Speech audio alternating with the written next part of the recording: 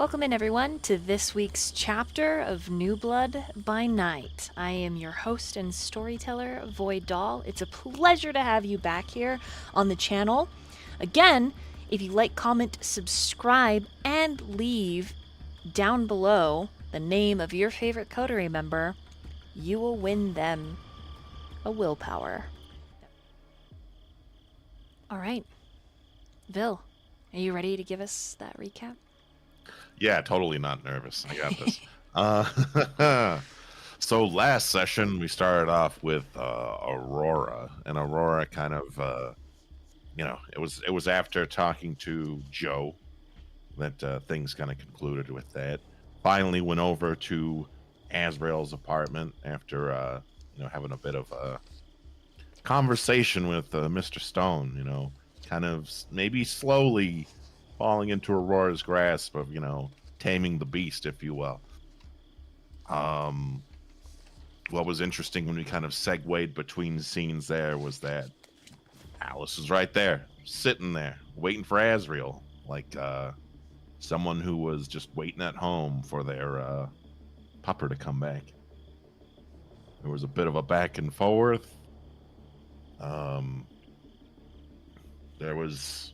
There was an interaction. It was very intimate, and it seemed Azriel, while shocked, seemed perfectly okay with things, almost like it was kind of like a glove that fits in a sense. And then the real drama came in when Aurora finally popped on over with Stone. At first the dogs were let in, then there was a bit of back and forth between Azriel and Aurora, essentially saying, hey, she's back. And then Stone just kind of muscled his way in after Aurora. Once she saw him, Alice that is, eyes went wide. Stone moved in, didn't like it. There was a confrontation. Everyone tried to calm the situation down, de-escalate it. And, Stone called out Az for his shitty behavior. Alice kind of divulged some information about there being a blood hunt on him, essentially him being hunted down. Strange though, blood hunts usually end in final death, not a stake through the heart, torpor. There was a bit of a kerfuffle after that, essentially saying, hey, we're gonna go to this hotel. Stone's like, you're a fuck up, you're a piece of shit. I know I'm garbage, but at least I'll do it in front of you. But she's a piece of shit, and she'll just do it behind everyone's back. Scene transitions after Stone and Aurora end up at the hotel, over to Damien, where him and Mia finally had the chance to make it out to the lake. They did some investigations. They found a fingernail towards the edge of Artemis's territory, which is interesting. And some kind of like marks on the ground as if someone was dragged away. They found this cave as they headed up this hill, and they didn't get to investigate it. By the time they wanted to, essentially go back, Damien, Damien and Zero. Well, Zero's like, hey, we gotta go. Something's coming. They heard a loud growl. Then we had to run. We had to go. We had to vamonos. We had to get out.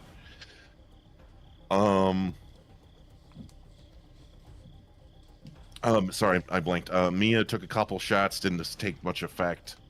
They finally got to their cars. Damien took a couple shots in defense. Seemed to make the beast rear. Could have been a bear, could have been, I don't know, mountain lion, but Zero was saying it was bigger than that, much bigger. They'll come back tomorrow night with more equipment and a bit more preparations for this cave and what's out there in the forest of the lake and could be taking people. Then we go on over to Mori, which Mori gleaned some information on both of the mercies. It seems that Maria Toro not only is dirty, but probably supplied her daughter, which I don't think anyone knows yet besides Stone, that is Aurora, with some money and essentially her education as well. So she's a dirty judge, and it seems that the mercies are trying to remove her. So now the mercies and the judge needs to be looked into a bit just to see what's really going on with that dynamic. And Peggy and Mori seem to be working in this very adorable but wonderful relationship that is very wholesome, and I want nothing bad to happen to it, or I'll be sad. Very sad. Same, Um, same. But we'll see. We'll see. Then we had the climactic scene of between Alice and Azriel, which was kind of like the final moments of this episode, where Alice was not happy. She was pissed. She was upset.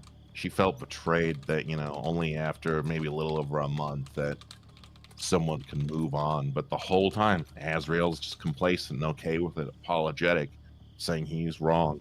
He's, he feels bad. And she, a fair amount of the time, says, just shut up.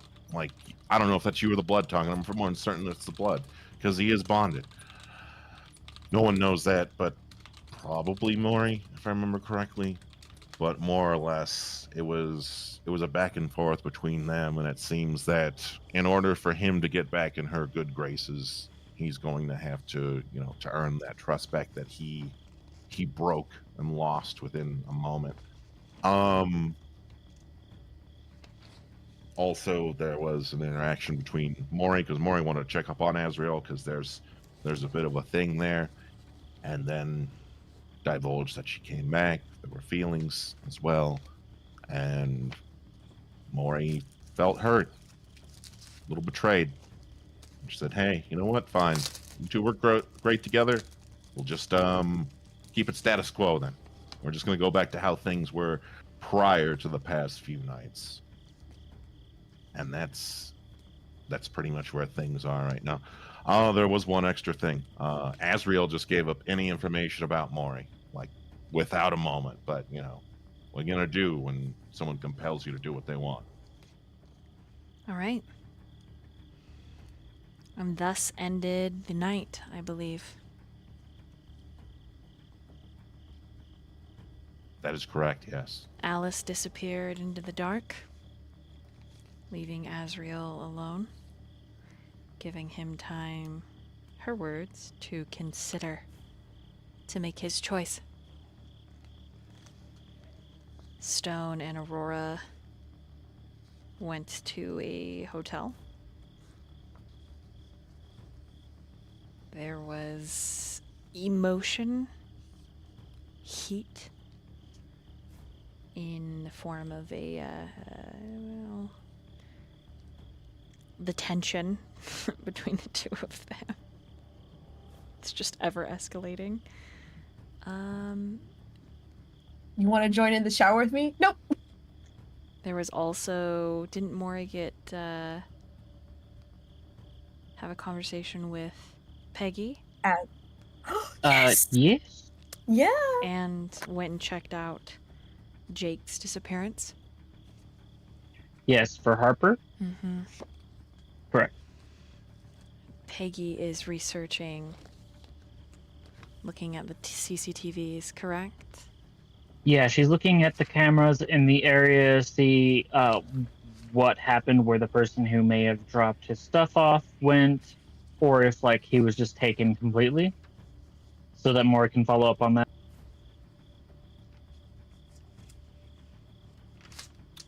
Okay. And Damien, I know, went home with Zero for his day's rest. Where would Mori have gone? I think for a little bit she would have considered going over to Aurora's, but realizes that Stone is with her, and would find one of Father's safe houses to lie low. Fair enough.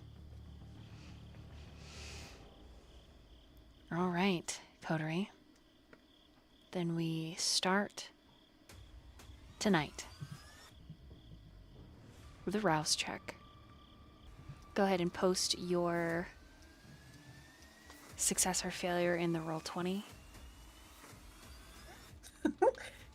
Great start. Mori. Success?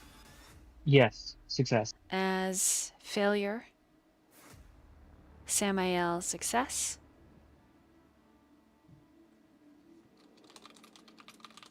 And Aurora. Failure. All of you awaken in your various locations. Some of you, there is a lingering emotion that you can't quite place. Azriel, Mori, Samiel, Aurora. So each of you. But it's a different feeling. So I'm going to describe half of the feeling, and then I'm going to have you describe how your character would feel based on last night's interactions, happenings, etc. Starting with Samiel. Yours are twofold. From a storyteller point of view, seeing Mia in action, but also bearing witness to that scar, believing her stories, there is a lingering skepticism. Now that you've sort of pulled away and you're no longer in her physical vicinity, you can't help but wonder if there's more she isn't telling you. And as much as you don't want to believe that she does dangerous things on purpose, you aren't a fool. And if your nights in this chronicle have taught you anything, Damien, it's that there is more than meets the eye. The dark is filled with terrors, and that those who are the kindest among us are usually the ones who have suffered the most.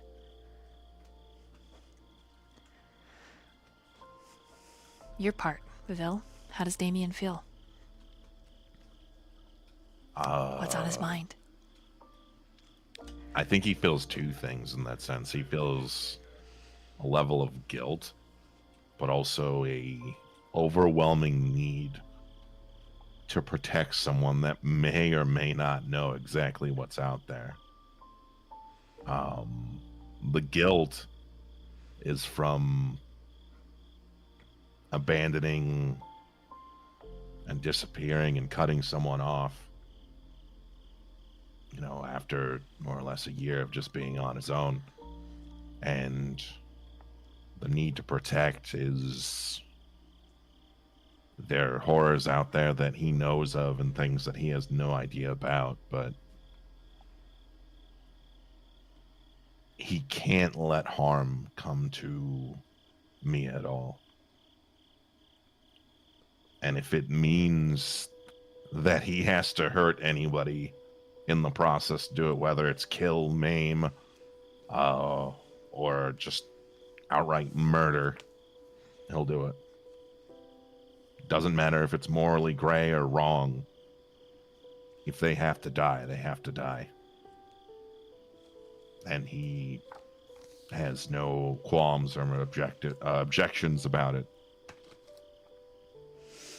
As these thoughts cross your mind, there is a instinctual part of you, Damien, that knows in your desire to protect and defend. Taking a life is and will be like cleaving a chunk of your own soul from your very existence. Committing these atrocities will eventually break you. And surprisingly, there is a comfort in the control. Your terms, your choice. Not murder, sacrifice.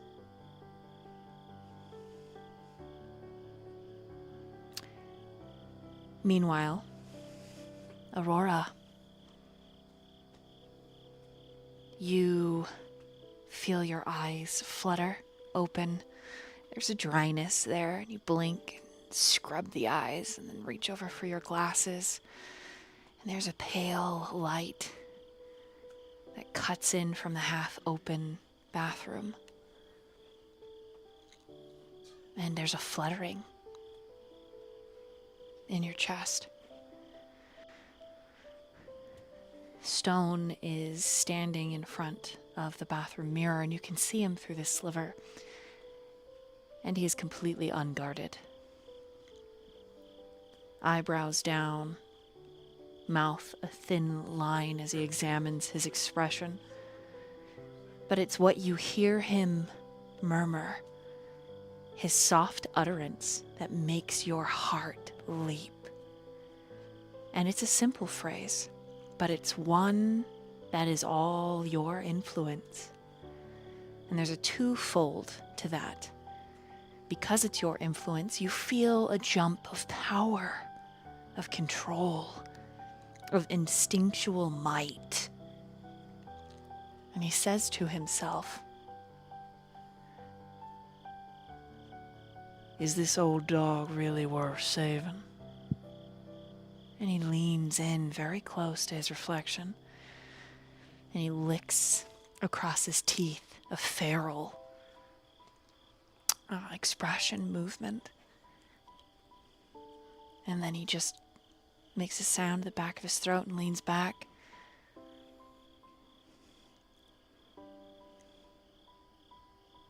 You did this.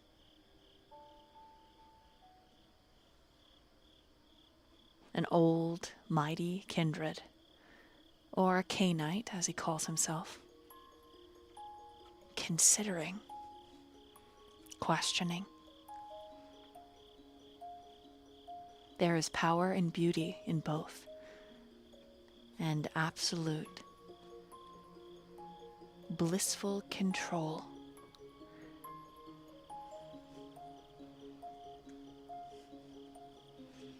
The other side of your wakeful moments are remembering Alice, Azriel, even Mori, your mom, your past, your existence. Was there any reason to it? What's on her mind? So she's gonna address the first thought, and to her, she's like, in her mind, she's like, it doesn't matter if there's no reason. I'll just make one. And when she hears Stone, she's like,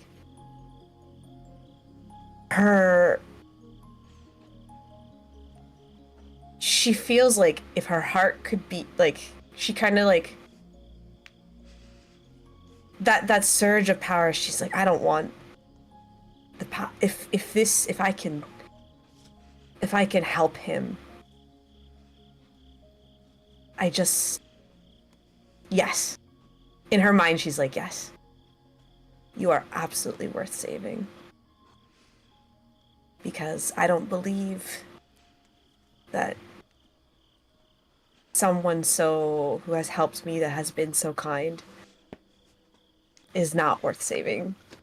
And a part of her just really wants to reach out and just hug him from behind and just let him know that she's there for him.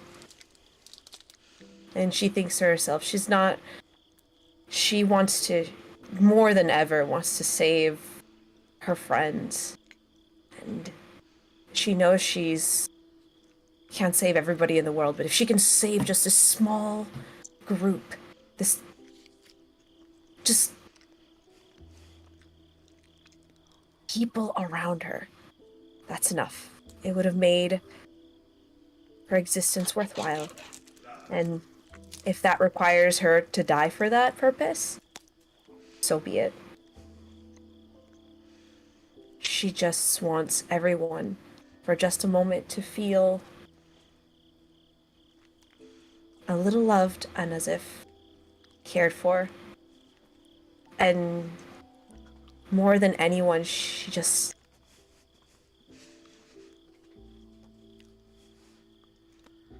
happy that she doesn't feel alone anymore.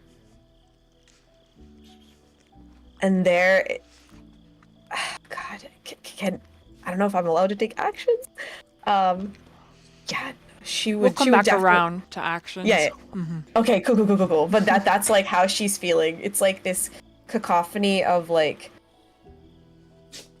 this chill of like, oh my god, there's this power, but also like I'm gonna do my best to save everyone so that everyone can feel that they're worth saving.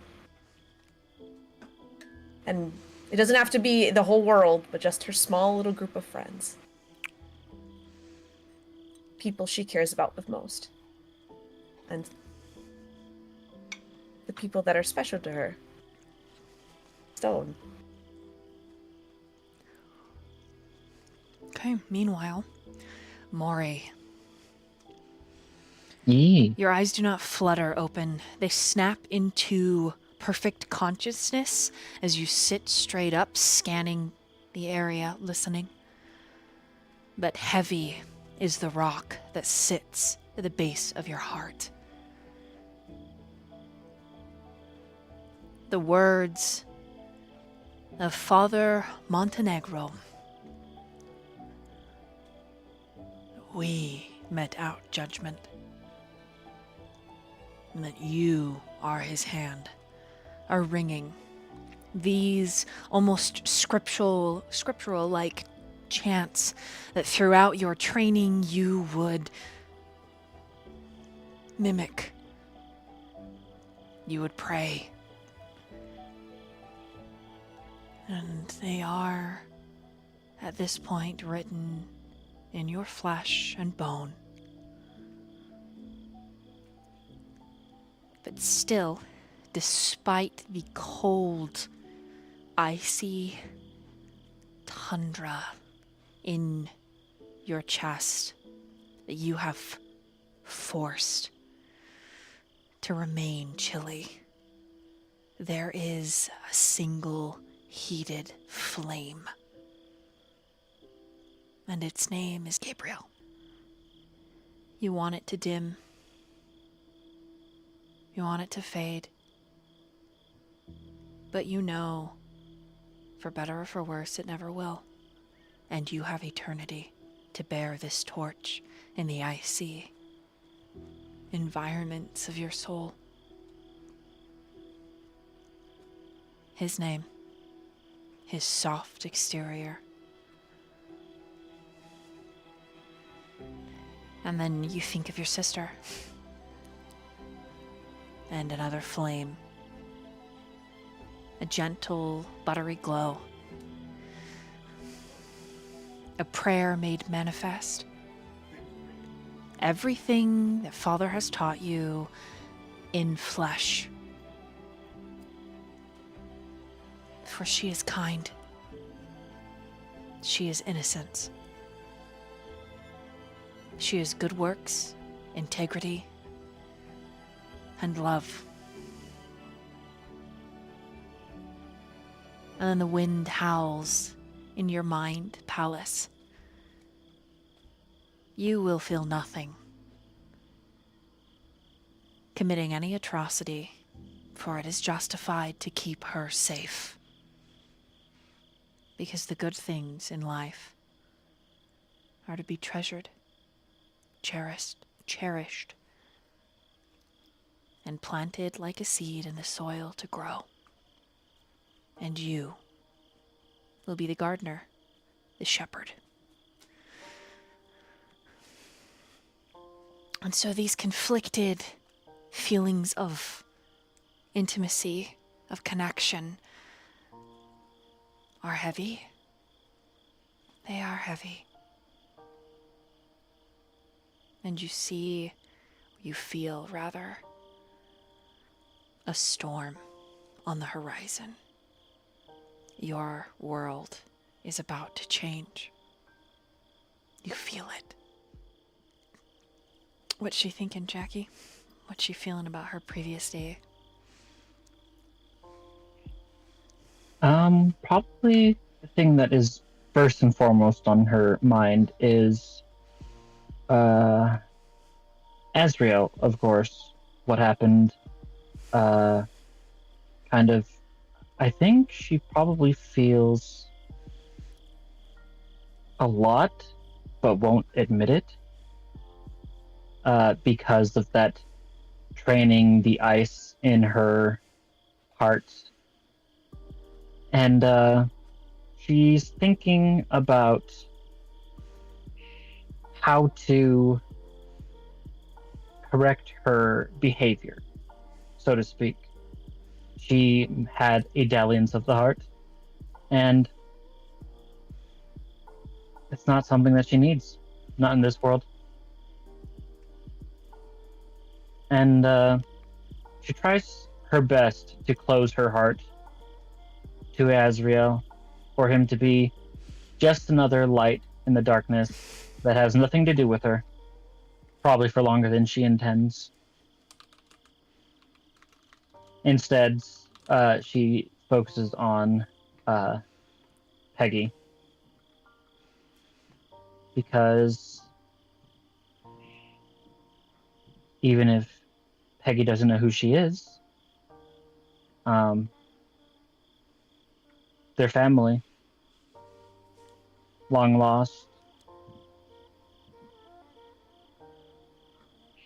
and she steadies herself to the teachings of Father, and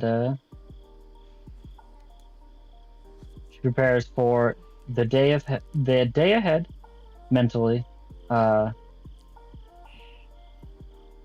trying to save a life that does not need to be taken.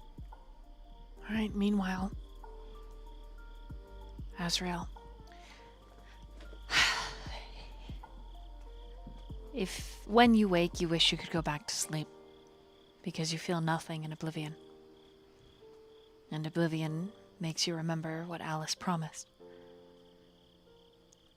But surely there's a way you could learn on your own. Surely there's a way you don't have to involve her, and then you find yourself with anxiety at the thought of leaving her.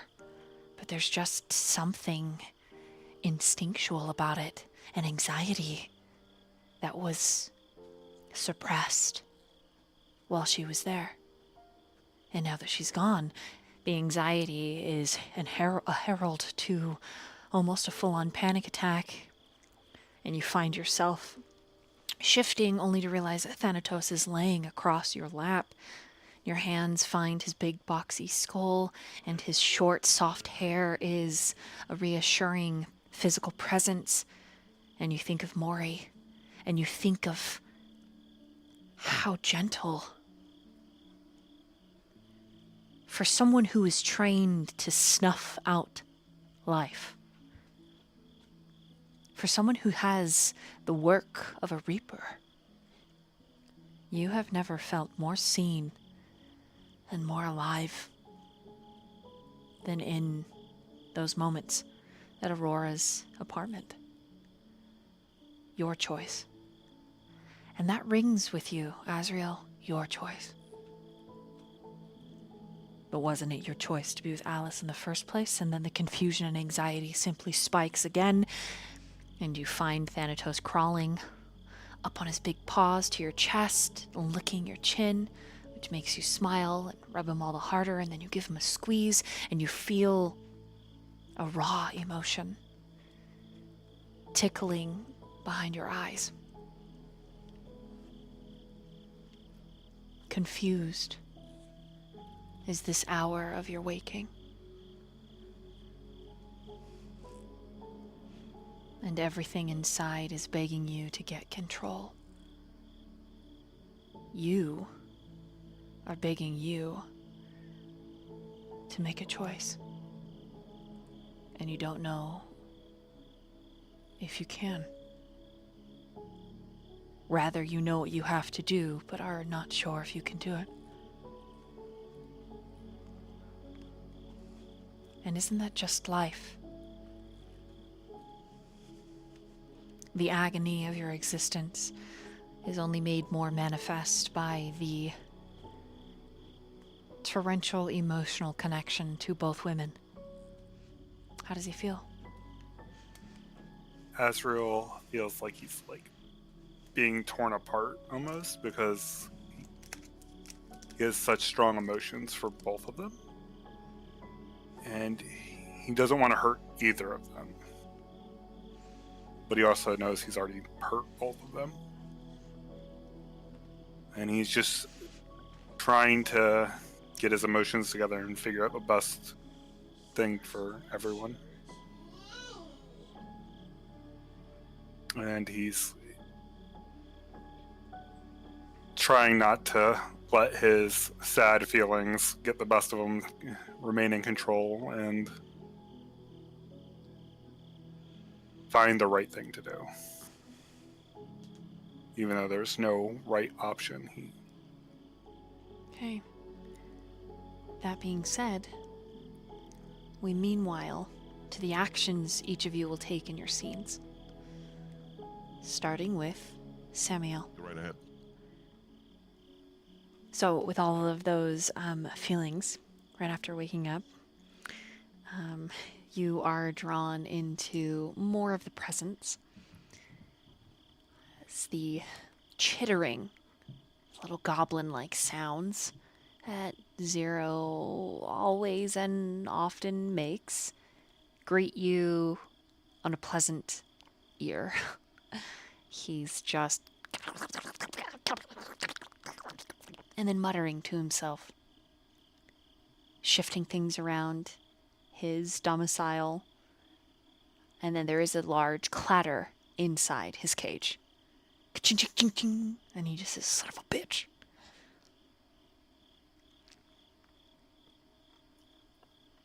What are you trying to do over there? He, like, his little head shoots up. Are you awake? Yeah, why wouldn't I be? What the? It's like a whole fucking hour earlier. You don't usually wake up right now. I don't know, maybe I wanted to wake up early, like, You could what's do it that. to you? You just choose when you want to wake up. I'm learning this just as much as you are. Give me a break. What? Well, if you must know, it took me forever to find the glue, but I got it. And we're cooking with oil now. Why do you need glue? What do you mean? I had to fix a little bit. What'd you break? Nothing. He's gonna get up from his bed. Okay, roll wits and awareness. It's not dry yet. Stop looking. Go back to sleep for like another hour or so. You seem embarrassed by this. I'm not. Bullshit says otherwise. That's not bad. Messy crit and one suck, so 5.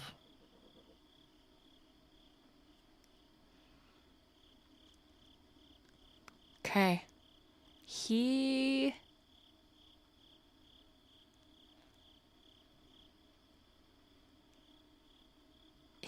is, how do I say this? A mess?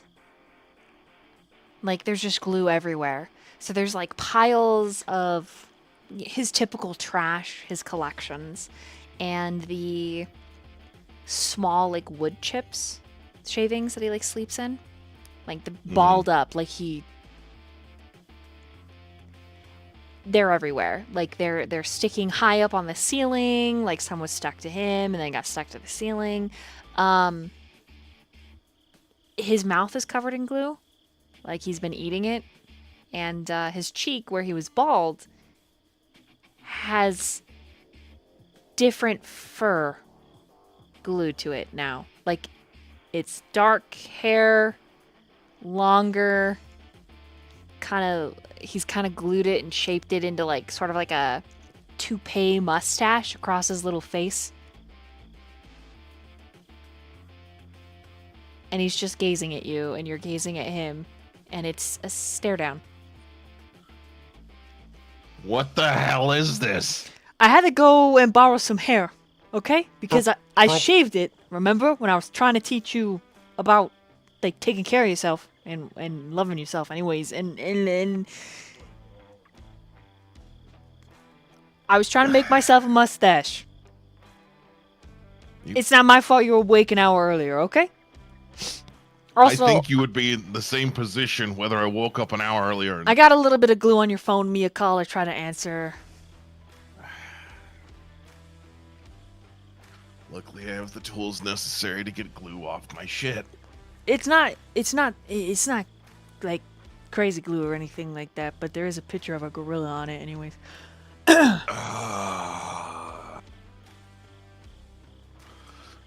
Really? He's He's just gonna like he's pick just- him up out of the cage, like walk over to him, pick him up out of the cage. he's very sticky. Like his hair has been slicked into like sharp points, like he was trying to give himself like a mohawk, but it's just he's covered in glue. Some of it dried, some of it not dried, some of it definitely super glue. Ready for the next part? Hmm? Don't You're you, gonna hate it. don't you dare rip out my cheek hair. I've been gluing this mustache all fucking day. And he takes him to like the small faucet that he has like installed in the basement. Oh yeah. And there's like he has like a special shampoo just for Zero. Guess who's getting a cleaning? He is not happy. Hey, you can't wash this off. I told you, I had to find hair, I had to find glue. It has been an all-day excursion. I'm exhausted. I need snacks. No, do not put the pink bubble soap in there. That's evil. That's playing with trickery. He just starts filling up the sink with water and puts the soap in. He gets in. Right. He's like, the bubble soap smells so good.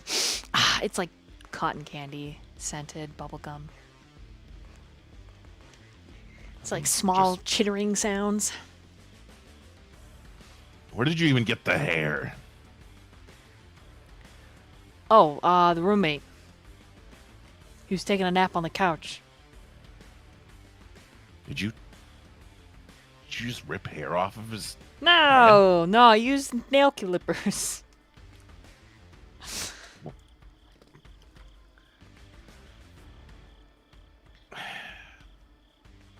All right, whatever. Why do you want a mustache? I just shaved my cheek and wanted it to look better. Is that a crime? No, I thought you were like teaching. Aren't you going against the lesson you taught? I thought you were okay with it. I was okay with it, and now I want a mustache. All right, I'll make a compromise. You can have this silly mustache, but you're getting clean. As you begin to scrub him, it is the Elmer's glue, easy. The Gorilla Glue, not so much. So there are still portions of his ferret body that are just dinosaur spikes. Pretty sharp. You know, I should just shave that off. How about that, huh? I mean, if you gotta, but you could glue in some what's his face's hair. No, we're not. Then I'll have stealing pieces hair. that match, make them long too. No. It's just gonna grow back like a normal animal. Okay, you want to know the real reason I had to glue this on? And he's like looking at you in the bubble soap, kind of moving his little hands around. So you could be Italian.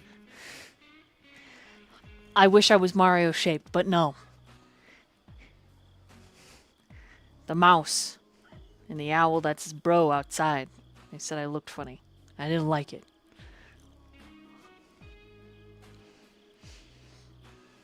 It's did the rats insult you? Is this what happened? Like your ego got like knocked down a few. They pegs said I and looked rats were like I had a butt cheek on my face, alright? So I was like, you know what? No more butt cheek 0.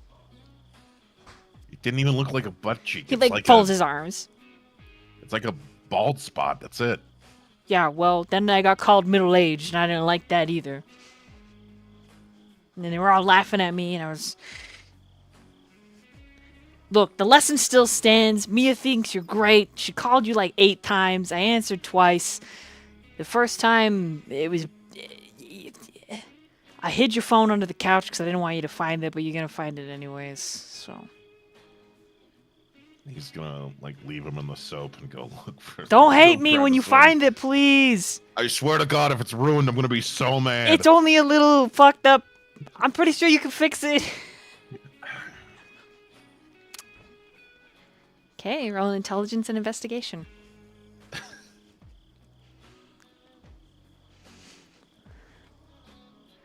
Okay.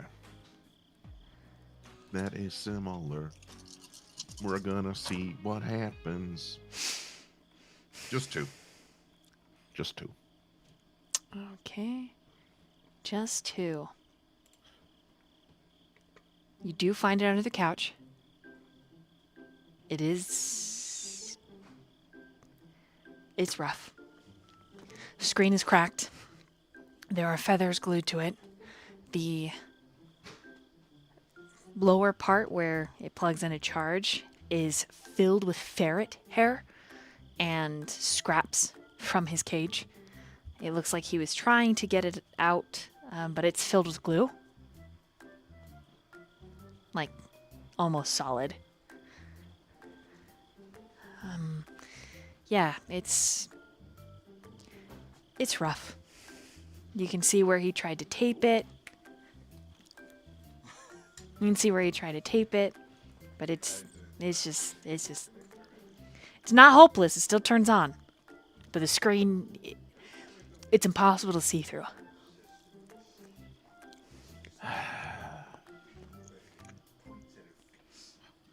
What am I gonna do with you? It looks like he accidentally did something and then sheer panic tried to fix it and then just made it worse.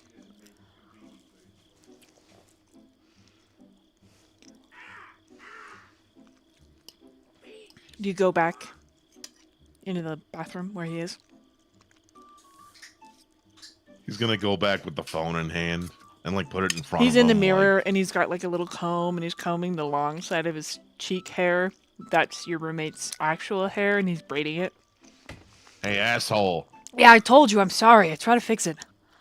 Yeah, how about you just not touch it next time? Mia was calling and I was I thought she was injured because the first time she called, she was like sounding kind of panicked and I don't know. And then it fell because it was buzzing and you were still a dead body. I was trying to Now I do a have to- homie a favor, okay? Next time I'll just leave it there and let it go to voicemail. I mean, it did. She did leave you voicemails, I think.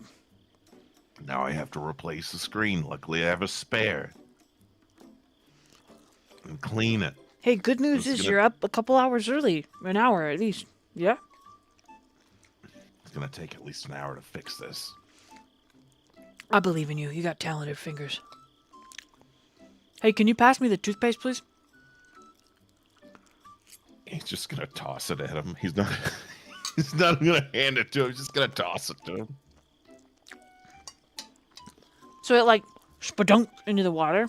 And he says, thank you. And you hear him unscrew the cap and just start eating it.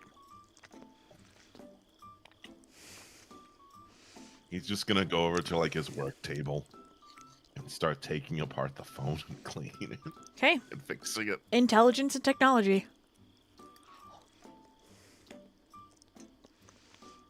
Oh, 0.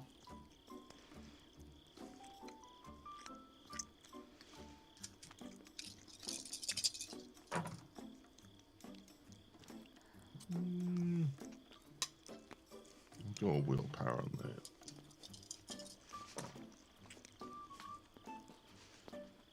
Oh, 4. All right. It does take you about 45 minutes to an hour to mend what the ferret has destroyed. And by that time, you don't know where the music come from, but he's singing opera in the sink with the pink soap, eating toothpaste, and just overall enjoying his existence. And when he gets out, he's got a little ferret-sized towel around his waist. He's got a little ferret-sized towel, probably made out of the cotton rounds, wrapped around his head, like his hair's all up. And he's looking pretty good. I All feel right. like $1,000,000. Well, my phone looks like it's back to normal again. Your phone. Oh yeah, sorry about the phone. Now let's hear this voicemail that I've been waiting to listen to. Can you listen to voicemail? Yeah, while he listens, he's gonna like turn his computer on. Okay. Oh, that was way more intense than I meant for it to be. Hold on. That escalated quickly. Yeah, it's gonna. It's Mia's voice. Damien, hey. Sorry, I know you said you were really busy. Call me. I got some really fucked up news, I guess. Just call me. And then the next voicemail. Damien, hey, I know you said you were busy today. Please just call me. And you can hear in the background of the second one, people. And there's a gruff male voice that says, Mia, let's get going. She just says, just please call me as soon as you get this.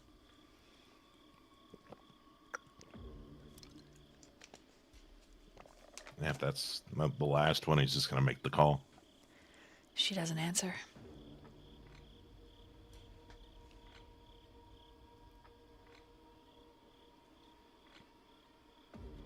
How distressed did she sound?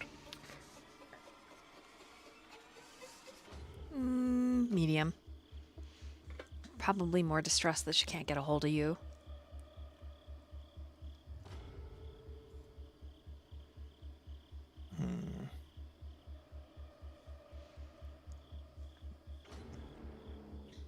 Can't trace the call. It's too late for that.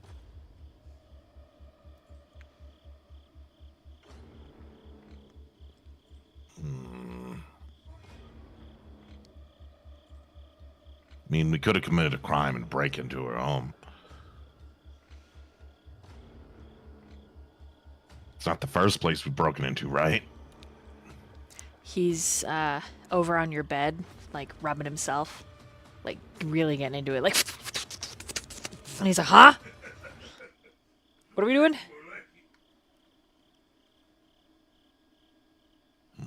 Don't worry about it. I'll inform you when I have a better idea. Just do me a favor. In another like half hour, call. Just swipe this so it'll call her again. You got it. Where are you going? I'm gonna be right here. Oh. I just want you to do it while I focus on the task I've been given. Got it. When are we gonna meet up with the rest of the Coterie again? I don't know. I've only contacted Mori. I haven't heard anything from Azriel, and I haven't really heard anything from Aurora, so Mora's the only one I've reached out to. Okay, well, why don't we reach out to the rest of them? Here's the thing. Mori's gonna be the most useful one in this scenario. Azriel doesn't want to hurt a fly because he's afraid to hurt people for some reason. Thou shalt not kill.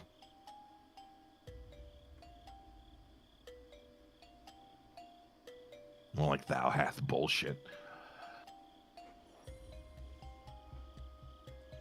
And then Aurora, I don't know.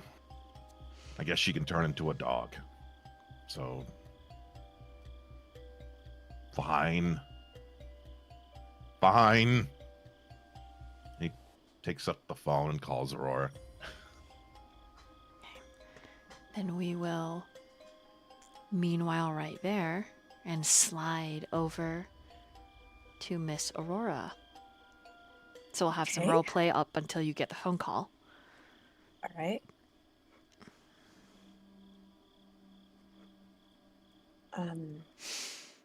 So yeah, in that moment after she's kind of like had all those thoughts, or yeah, everything that's going through her mind, she kind of just slips in very quietly and stands in front of him and just grabs his hand and puts it to her face and says,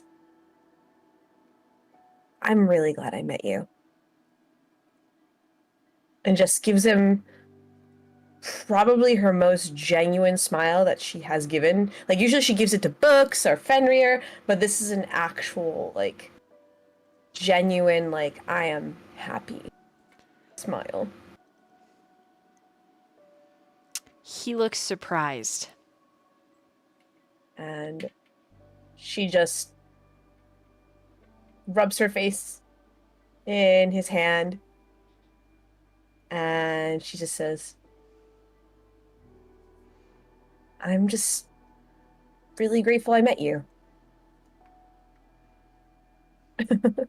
And she kind of giggles a little bit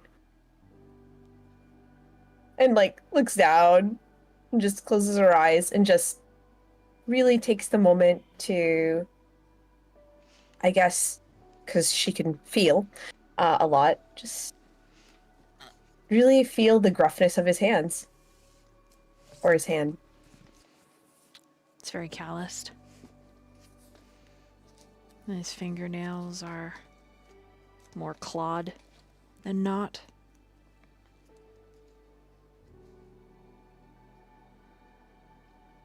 And she looks at him again and says, "I don't think would have been able to figure out the things you've told me, and I don't know if I could have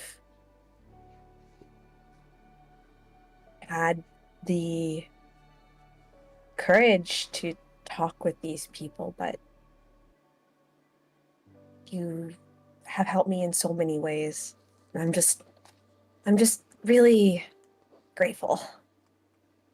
I'm really happy I met you. I'm really glad for you being you. Even though I don't know a lot about you, I think you're a good person. We all say and do stupid stuff. That's okay. It's all about what we do moving forward, right?" She just kind of laughs nervously, and she takes his other hand, and she just holds them there. And just looks at his hands. I didn't hear you get up. Maybe you've grown accustomed to this powerful body of yours. I don't know about that, but I like to feel like in starting that this whole month I've been, learning a little bit every day, you know? How are you feeling? Are you okay? He's quiet for a beat, and then he says, "I'd like to reach out to Mori. I feel like Azriel will be the undoing of all the work I've done to get close to that kindred." She winces a little bit and she's like, "Stone, it's not about the work you've done to...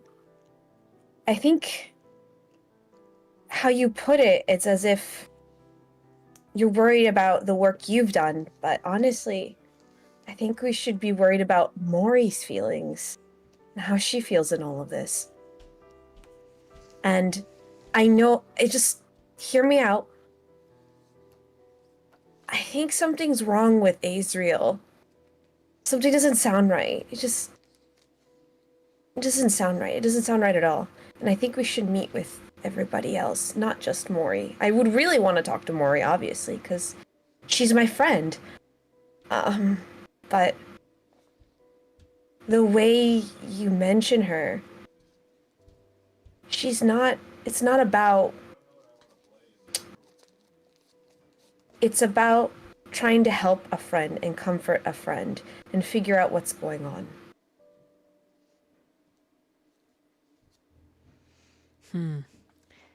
The look in his eyes is distant, as if he doesn't quite understand the very human explanation. He tries to get on her tiptoes and get on his level, fails miserably. Words. Let's see. If she sat on the counter, would she be a little taller? Yes. All right, yeah, she sits up on the counter and she takes his face and just kind of like tries to like get him to her eye level. Careful now, And- Miss Aurora. You are It's- playing with fire. I just want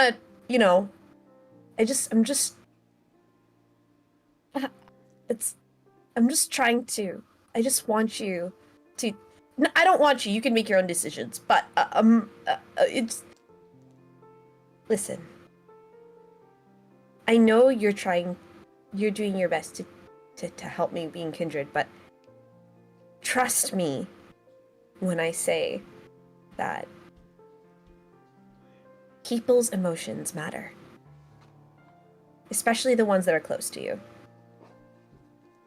They're valid, and it sounds strange because sometimes you'll be like get frustrated about like why they're angry and why do they make stupid decisions, and sometimes we all make dumb decisions in the heat of the moment because of whatever reason. But I remember. Mori's feelings, we need to think about how she feels and put ourselves in her shoes instead of how we feel about the situation.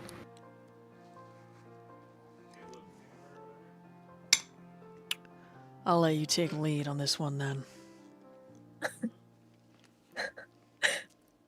Don't worry. And she kind of like she's like kind of gives a small smile. I'll teach you. Kind of repeating the same words he told her like the day before. I have a question I'm- for you. Yeah, sure. Doesn't relate What's to up? any of this. Okay, yeah, sure, of course. Yesterday when we were going into the car, you trembled.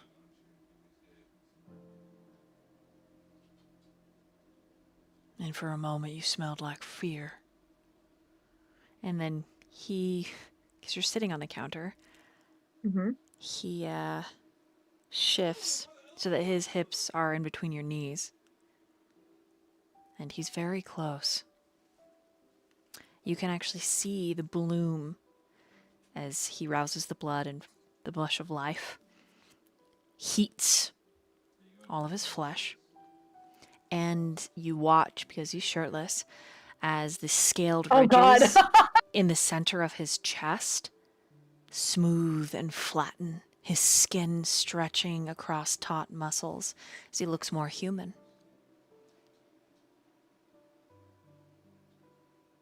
Were you afraid?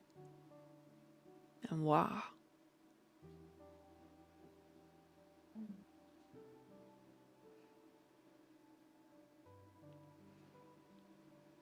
If you're worried that I was afraid of you, no. I'm just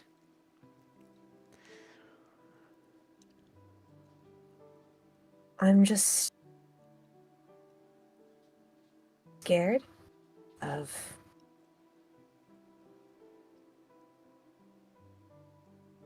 I don't know, it's just I'm scared of losing my friends. I'm scared that I'm not strong enough. I'm scared that I'm not good enough. And I know I can't save everybody, but I just want to save as many people as I can. And I'm worried about And Aurora just like, she's like really, she sounds nervous. And I'm worried about what happens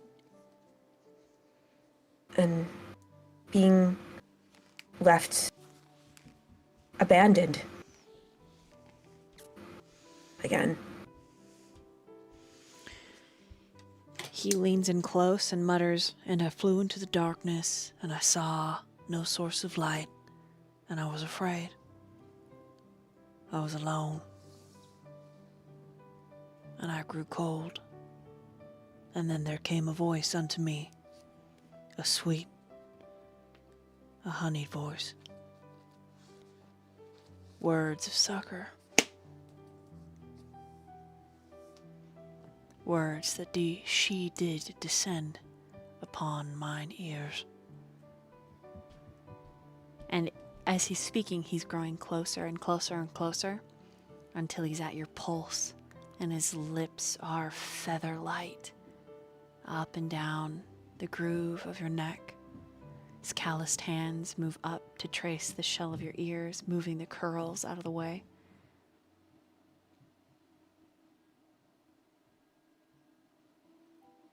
It's like that shy, kind of like can't meet your eyes, looking at trying to look at the eyes, look at the hand, and surprisingly, like, relaxed with the person, but also, like, this weird feeling of anticipation and then that shyness. If, and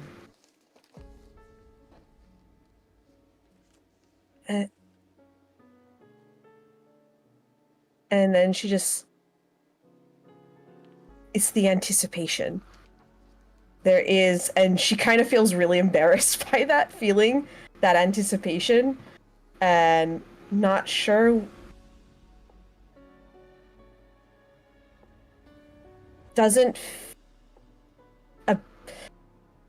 Yeah, there's just emotions there. It's just like, she doesn't know what to say. And just holds his hand, doesn't protest. And then he whispers in the shell of your ear, real deep, with that baritone voice, "Do you want to feel me, Aurora? In a way like never before. I'll never be far. My thoughts, my feelings laid bare. A presence to help you in the dark."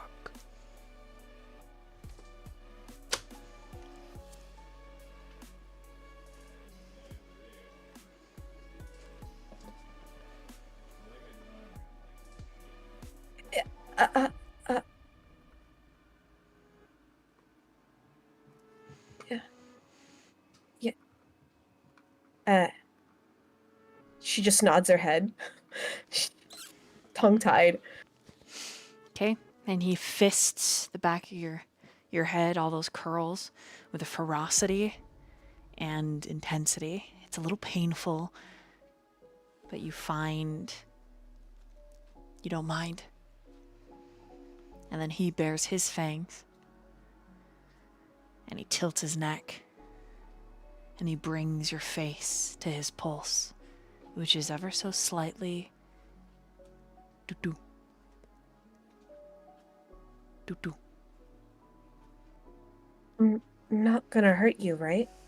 I've never done this before. You hear the smile and chuckle. You don't think so.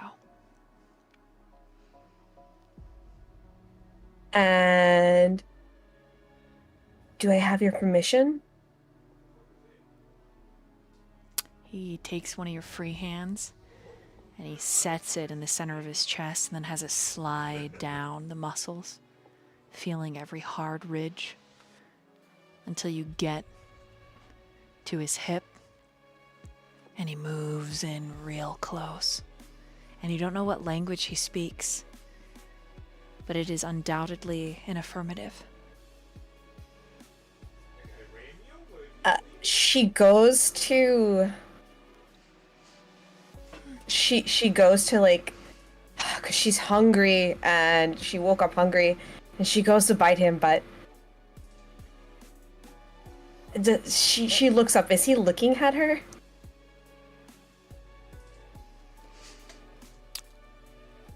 He's still taller than Aurora, even when she's sitting on the sink.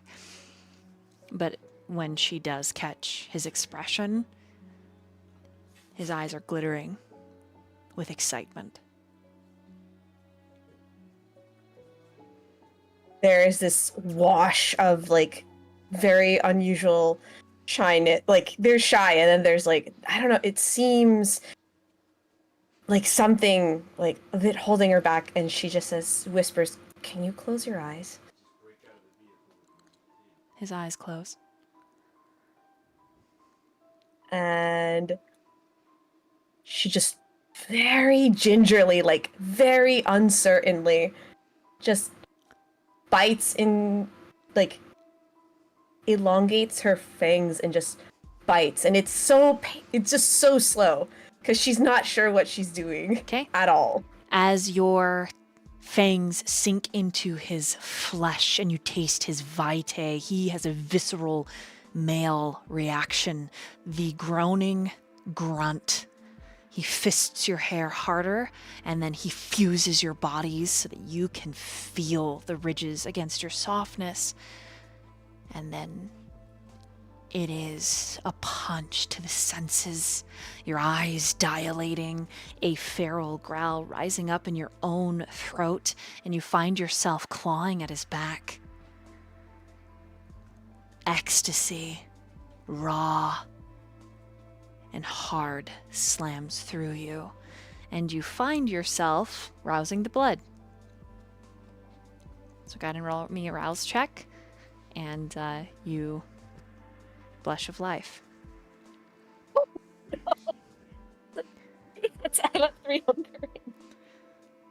I didn't quite hear that. That was a fail. Okay, so I'm at 300. so your hunger increases, but then it will also lower. But you find there is a liquid coiling tightness in your womb that spreads down to your thighs. And you want to know what it would feel like to have him squeeze the soft flesh there. So all of these thoughts and this rancorous power courses through you. It is addiction in an instant, his taste. And it tastes like the inky darkness of the night sky, a velvety black and very deep red burgundy wine.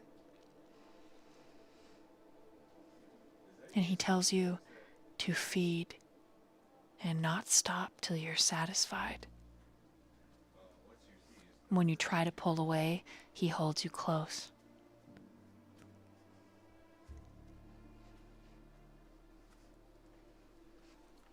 I even anticipated what I was gonna try.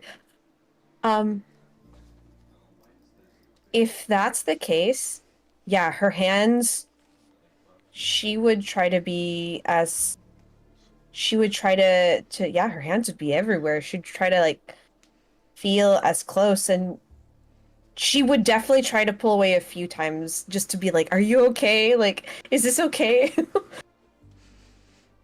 Yeah, he would just hold you taut. Feed until you're done, Aurora. Feed until you're done.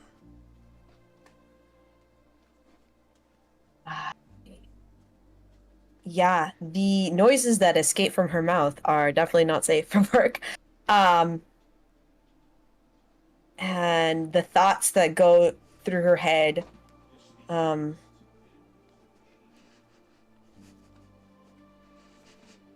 just thoughts of feeling for a split second like safe and free, it's like when you're running and that adrenaline kicks in, and her legs wrap around his waist, and just with every reassurance just pulls more and drinks more. And then she's going to take one dot, but she's definitely going to try to stop and push him away. When you try to pull away, he says, I sense your beast is still hungry. I picked you, Aurora. I chose you. And I like this. Don't stop. Oh God, Dark Mother, don't stop. And he is like in the throes of ecstasy, embracing you like a lover. Oh boy, this is gonna... Hearing that, she... God, Aurora. Aurora. Yeah, she's going to kiss him. Yeah. She would do that. And she'd just be like, yeah, she would. Yeah, that's all she would do.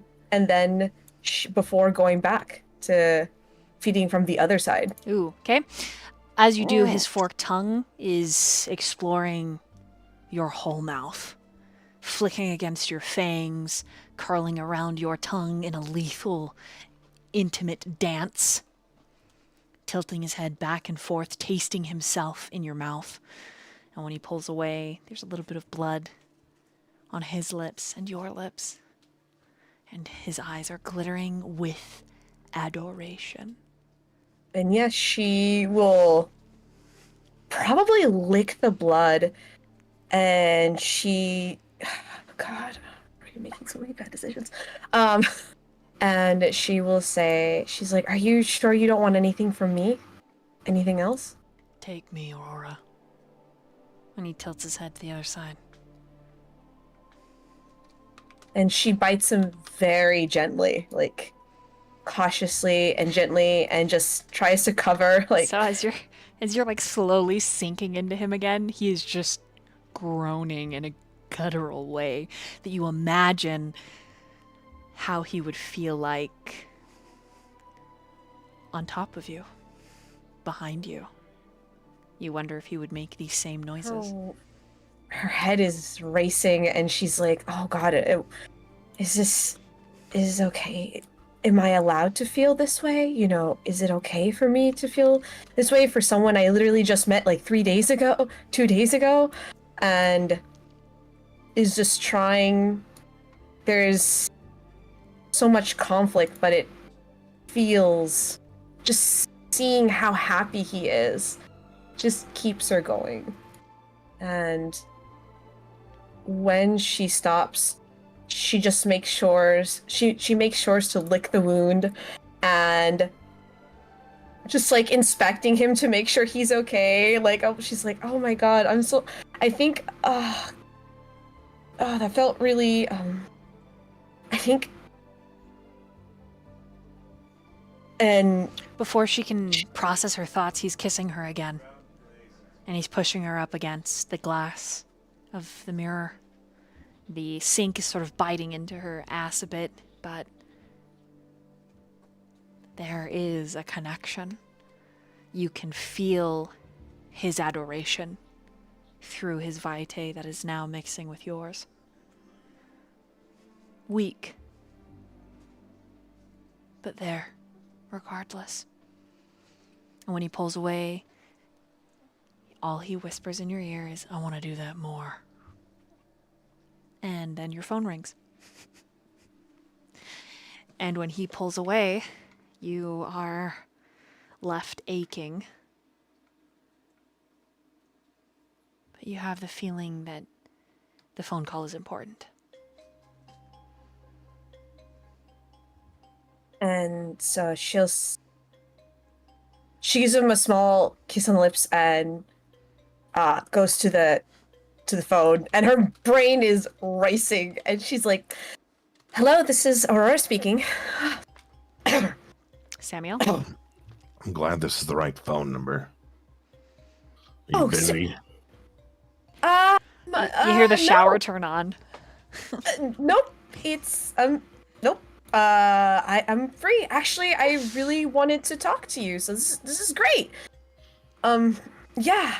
What can I do? How can I help? And he just looks at Zero like this is a terrible idea. So I was out in the woods by the lake, and I was chased away by something in a cave. It was big. According to Zero's, taller than the trees when I had to run. So, I don't know if you could be helpful trying to take down or investigate a cave system, because I don't think that's your kind of thing. It's more mine. Oh, wait. Whereabouts was it again? It's out by the lake where the cop was gone missing. Have I hiked around there? Void? Go ahead and roll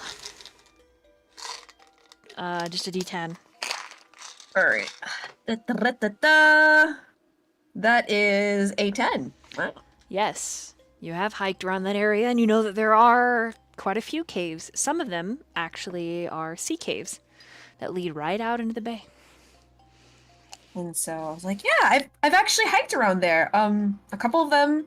There's a lot of caves, so I don't know which one you're talking about, but if you smell, did you smell any of the ocean in in that area or in those caves? Didn't have a chance, really. Didn't think about it. Also, don't hike there anymore unless you value life.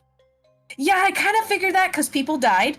And also, you know, I turned into this, a kindred, and yeah, so kind of haven't been hiking in about a month or so. But yeah, I can help you. I know that some of the cave systems lead into the ocean. I never went as deep as to find the water, but you know, I know from you know, the website, the national park website.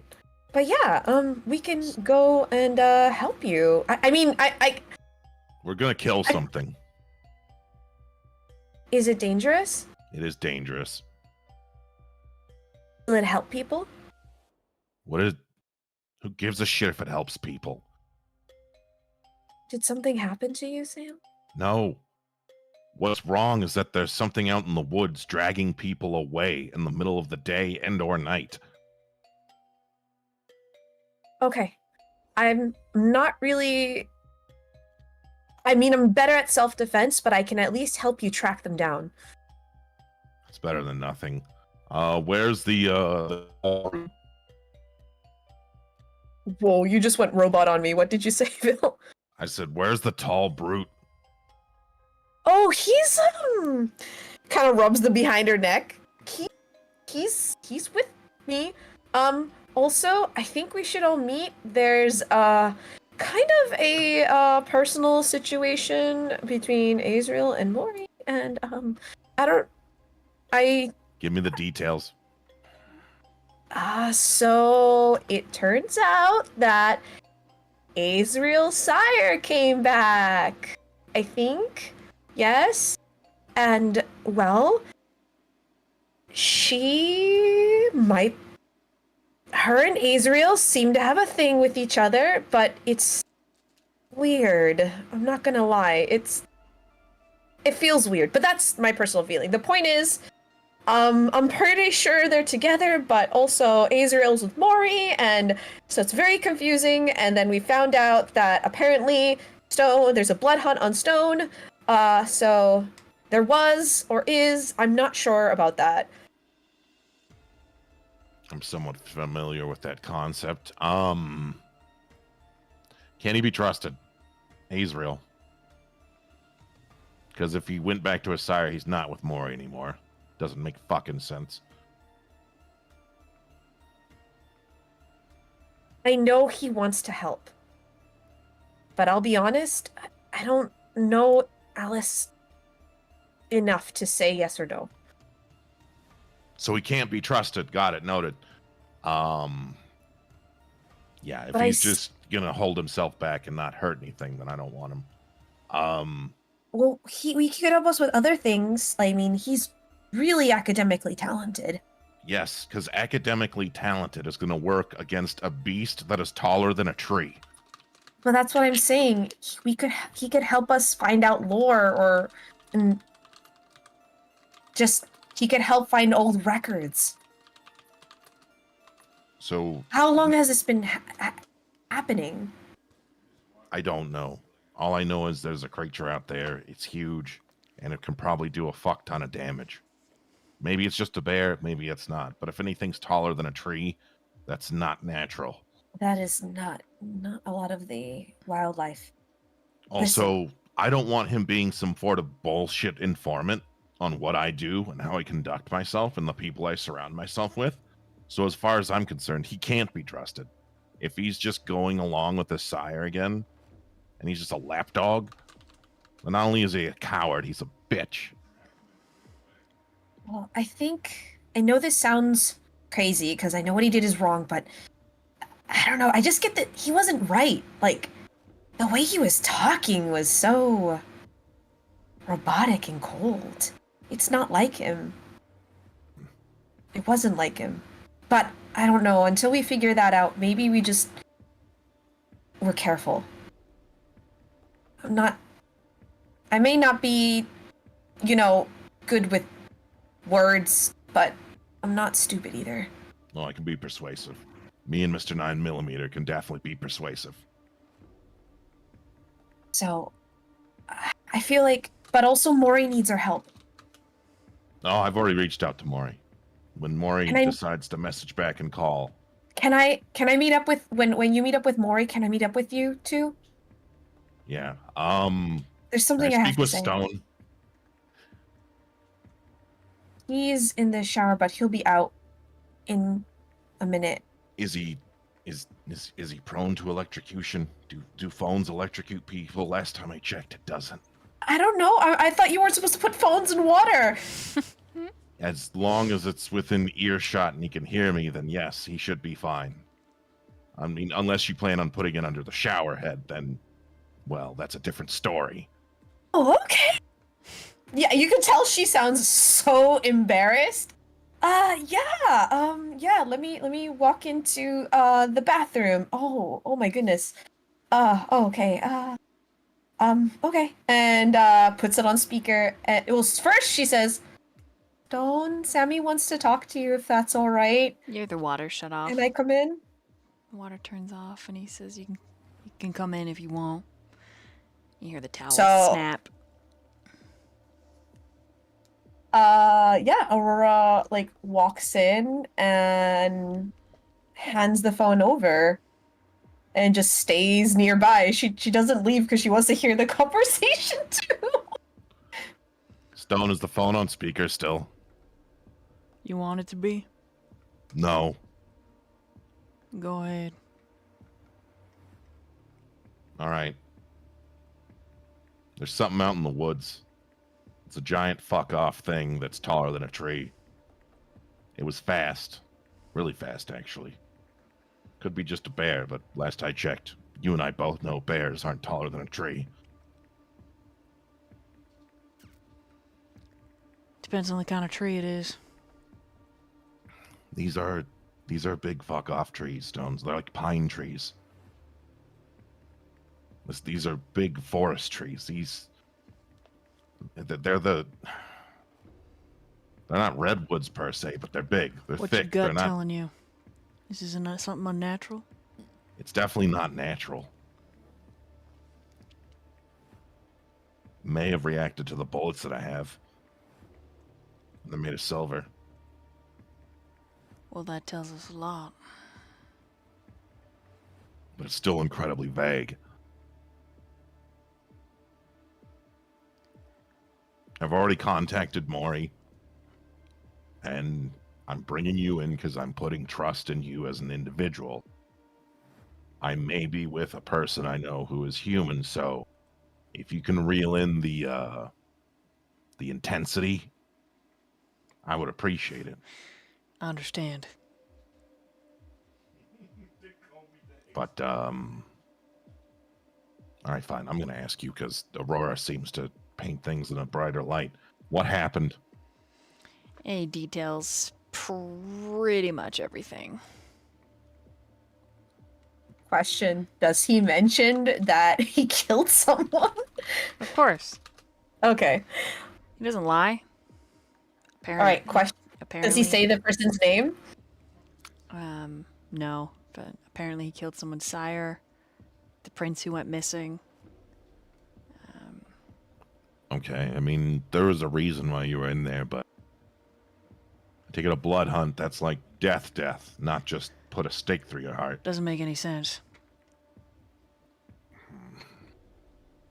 And she knew you just from the look of you. Right. All right, well, Don't worry, I'll rearrange my mug. We'll look just fine. I mean, I don't think that's necessary. I mean, do what you feel is best. I'm not gonna challenge your judgment. But, can he be trusted? Yes or no?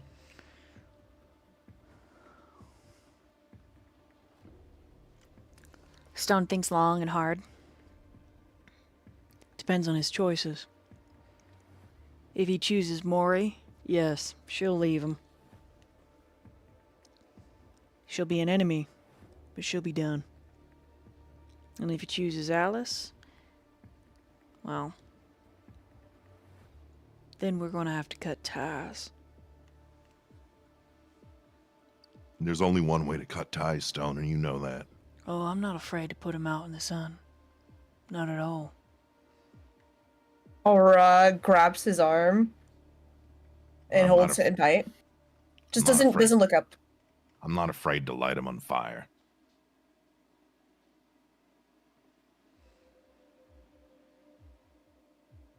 Maybe we have a bit more in common than I thought we originally did, Stone. Like I All right. said, I like you, Samiel. I like you a lot. Just message me the hotel you're at, and I'll get you guys. It's not a problem. Have Aurora reach out to Azriel if he wants to participate. Just don't rip his hat off.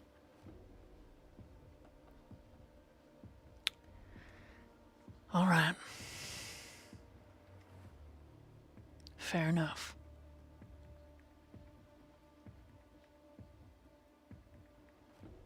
All right, I gotta do some research here before I go out.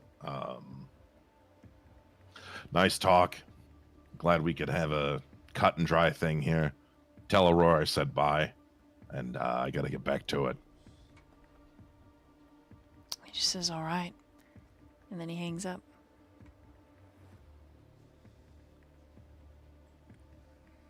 He takes the phone. Takes an unnecessary deep breath. All right. I don't think cutting off Azriel is good just yet, but I think we need him for now. But not need him, but I just feel like we should keep him close. I'd rather know what he's doing and what Alice is doing than just throw him in the dark or throw him into the sun. He just gives you a long, narrowed gaze. Like I said, it'll depend on his choices. Aurora does take a moment to be like to check the wounds on his chest. Like does just looks to like inspect to see if like everything is healed up. He looks good. Okay. I'm glad I'm glad everything's healed up. That's really good. Shall we get going? Yeah. And the whole time just- he's been on the phone, he like was just in a towel, and he hands your phone back and then just starts getting dressed. Yeah, no, Aurora, that's why she's like not looked at the conversation. She's actually that's why she grabbed his arm. She's like just looking at his arm, being like, focus. Like, don't look. But she kind of mumbles herself, like, what am I gonna wear? I feel kind of, oh God. Yeah, and she wears the same clothes she wore yesterday, except she goes commando because that's kind of gross. What about And, the yeah. what about the stuff that you bought at the Target? Oh, that was his stuff, but yeah, I she mean, didn't buy any clothes he'll because let we you didn't can pass by the Target. you can wear some of his. He's like, she's like, all right, well, I don't know about the pants will fit, but I'll at least wear the shirt. So what kind of shirt does she fish out? It's actually like a sweater, like hoodie shirt. All right. Sliding across the city to Azriel.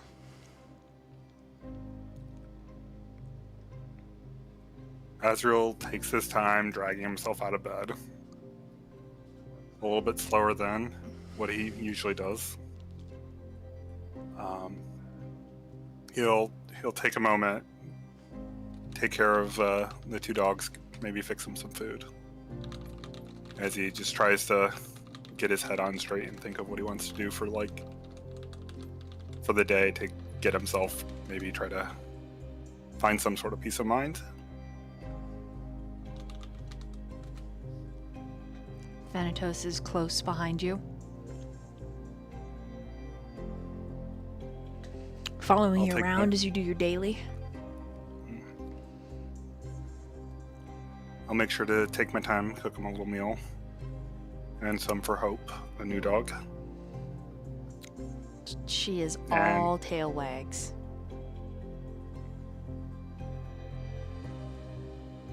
I'll turn to Thanatos and I'm gonna need you to stay home today. Keep an eye on Hope. His head tilts. Or at the house.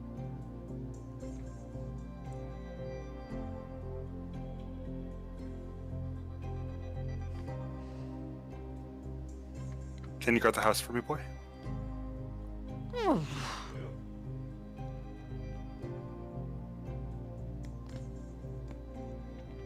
Makes a little chuffing sound at the back of his throat. I'm just gonna go out for a little bit. Try to get my head together. Okay, he sits and just watches you. His big brown eyes. There is a curious understanding.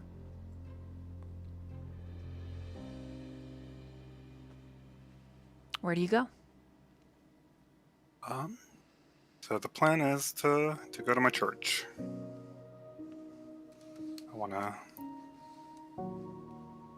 just try to get my mind straight, you know? Is this the church that you preach at? You're a chaplain for? No, it's the church I attend. This I don't is the really one you preach. attend. Gotcha. Yep.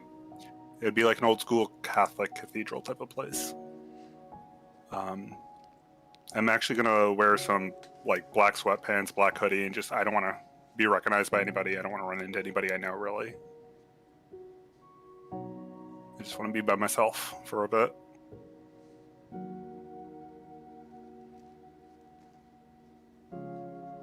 Yes, that's where I'm gonna go. Okay. The scent of the censers is a light, almost lily of the valley, and smoke. There are a few other individuals seated, some in the front, but like you, there is an individual seated in the back. Dark hoodie, dark jeans, hood pulled low, hat underneath the hoodie hood.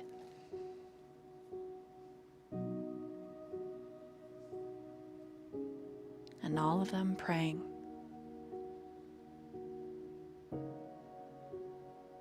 Beautiful and resplendent in nature are the stained glass murals, the statues of the Mother, the Savior. Even just stepping onto the steps outside, there's a surge of spirituality that feels like peace, belonging, acceptance. And as your steps reach your ears, like a cascading tip, tip, tip, almost like the small beat of a drum or the dripping of water, your thoughts carry you to Mori. Funny that a church would remind you of her. Do you sit in the back or do you go to the front once you enter that main antechamber that then splits wide into beautiful oaken doors and the pews? I definitely sit in the back Okay. with a little bit of distance between me and anybody else. Easily 400 or 500 people could fit in this chamber alone. So you're not near anyone.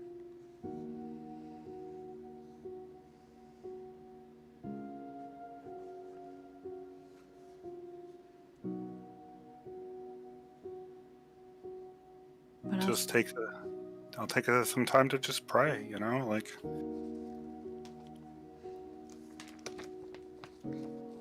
nothing out loud, but I'll pull out my little rosary while I do it and just run my hands across as I'm praying for some guidance. Roll a composure and an awareness, please. Oh, insight. Composure and Insight. Yes. I can do that.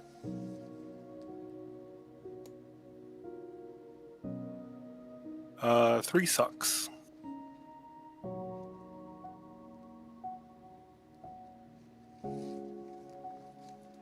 What are you asking? You say guidance, but is it on anything in specific?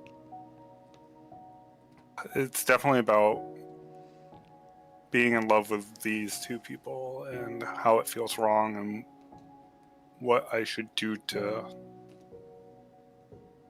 fix what I've done. But it's also knowing that I really can't fix it completely. How long are you here? A good hour at least. It feels at first like anxiety as you consider everything up to this point in your life. And your mind drifts and wanders as you ask and you seek.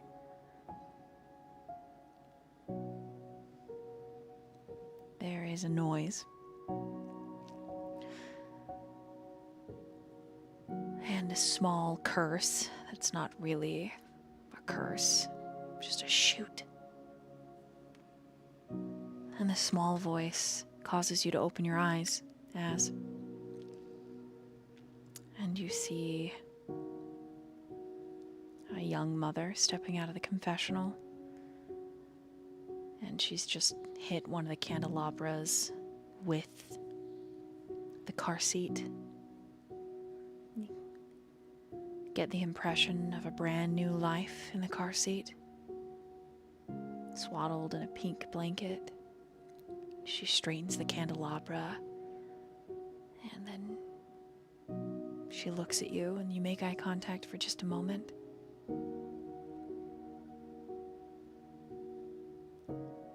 She gives you an apologetic glance. And she picks up the car seat, and she hustles for the exit. Only she's dropped something. There, by the confessional, a few papers. They look like receipts. By the time she reaches the end of the pews, she is almost sprinting from the church.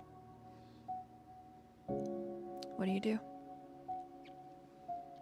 I'll go over to see what she dropped and see if it's something that needs to be returned to her.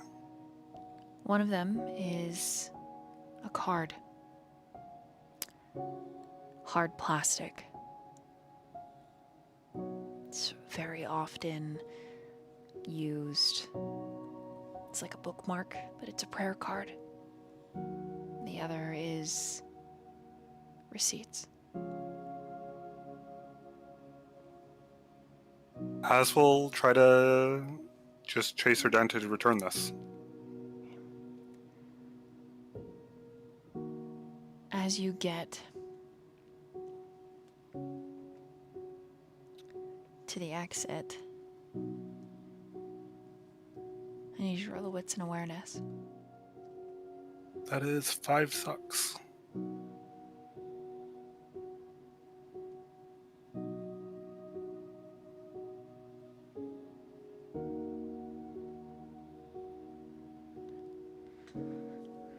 You don't see her. She's disappeared somewhere, probably around the building. You could probably send her out, but you're not sure if that would frighten her. So you look down at the receipt and the prayer card, and on one side of the card, when you flip it just casually, it says, "We are not human beings having a spiritual experience. We are spiritual beings having a human experience."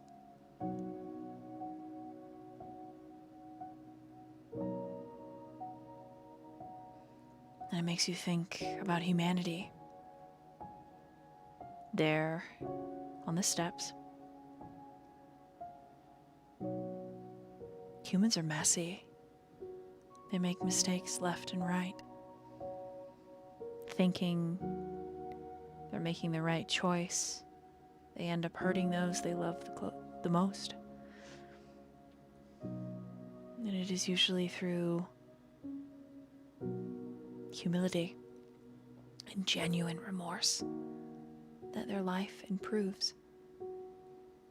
To understand the mistake and then to never repeat it. At least not in the same way. A human experience is lesson upon lesson.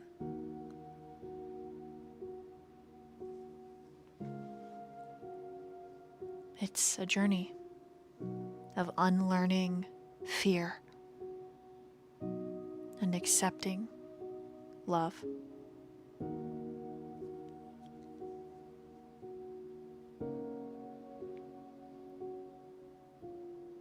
You flip the other side of the little card, and it causes the receipt to flutter, and when you catch it, written on the back of the receipt in what you assume is the woman's handwriting, it's a simple quote. "I believe, and therefore anything is possible."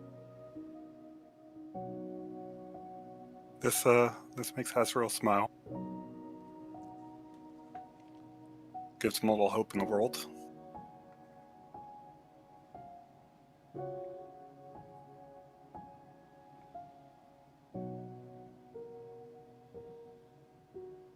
And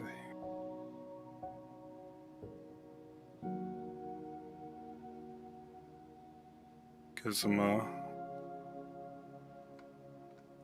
want to move forward to try to see what other insight you can get onto what to do next. You return back into the church and say more prayers. What would you like to do? I might go check on my sister actually. He just wants to see her face he thinks that might help him a little bit. Okay.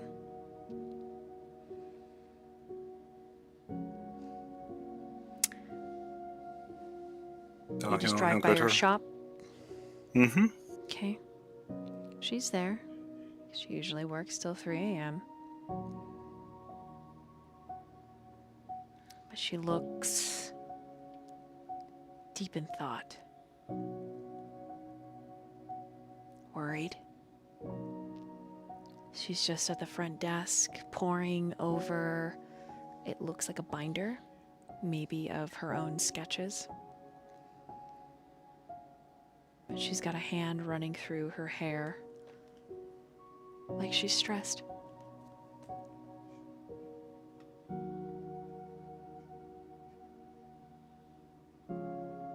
As we'll just watch her for a bit. She is approached by what you can believe is a coworker a few minutes later. The coworker seems to inquire what's wrong. She shakes her head and waves her hand in front of her. And after some more casual conversation, the conversation comes to an end, and Gwen makes her way out in front of the building and then around the alleyway. The balmy night air, humid, comfortable.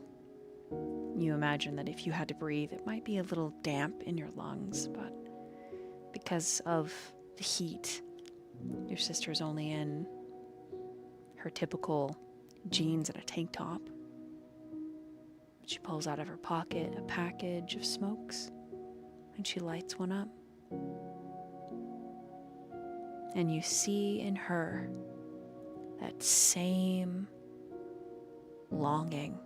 She looks up at the dark, velvety sky. What do I do? Where do I go? She's riding the boat with you, albeit very likely about her new interest. Maybe a little worry for you. But watching her gives you exactly what you're searching for. A small semblance of peace. She is your touchstone, after all. And seeing her calms the beast within.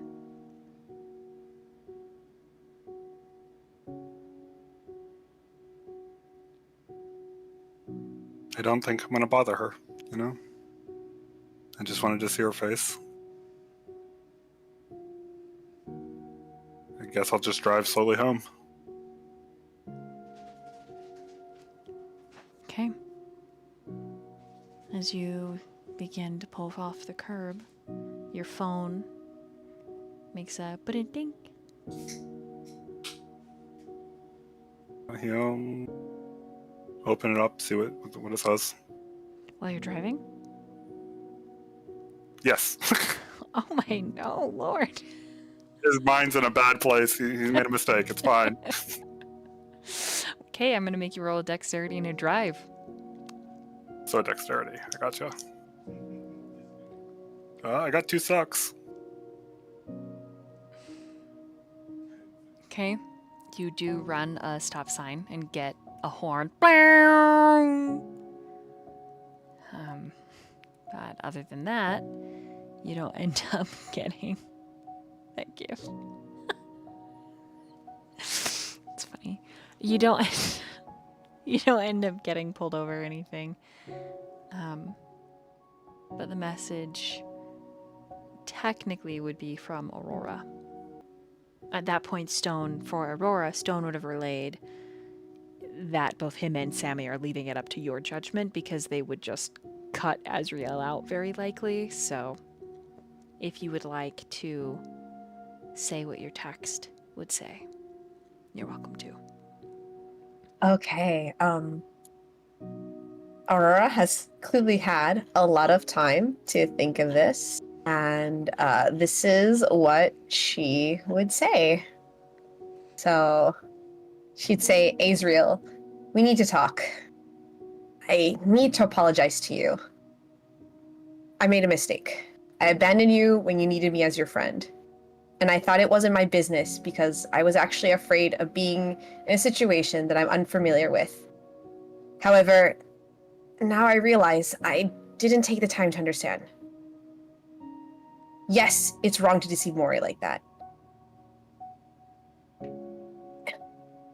Yes, there's a bigger picture or a deeper history that I don't know. Whatever the case, it doesn't excuse your actions. In a way, it just felt you were desperate to find love and connection anywhere, but not within yourself. You are gentle and kind, but you say the worst things about yourself. Why are you damned when you didn't choose to be this? You make choices to protect yourself from the reality that you're very lonely and feel guilty for whatever reason of yourself, Azriel. You need to make a choice to choose you, to find your own destiny, to find love within yourself. I believe there's still hope for you, but it is going to hurt. However, the most painful lessons can sometimes be the most important. I hope you can choose what's ... I want to try to understand. But you've hurt my friend. And that's the end of the message.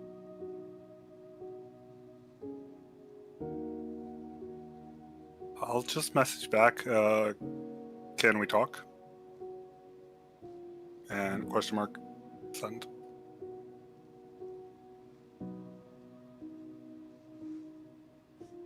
Yeah, I think that's a good idea.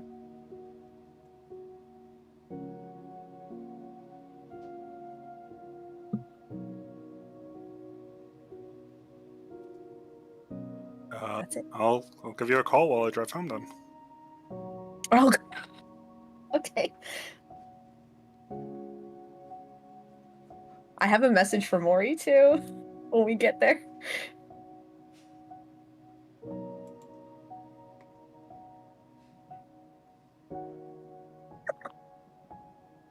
Okay, so he calls. What am I in the middle of doing at that time?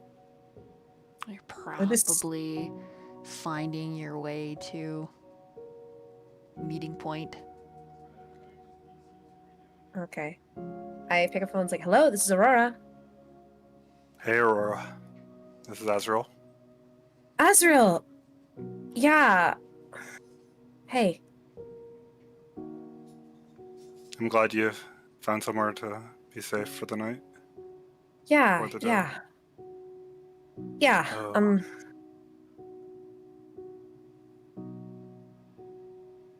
Yeah. How are you? I mean, Azriel. Why? Think in my head, I thought Alice was never coming back or something awful had happened to her.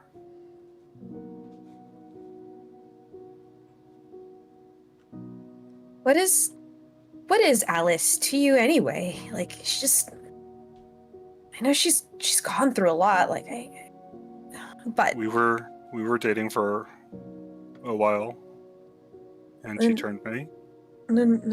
Why did you reach out for Mori if there was someone... Did you...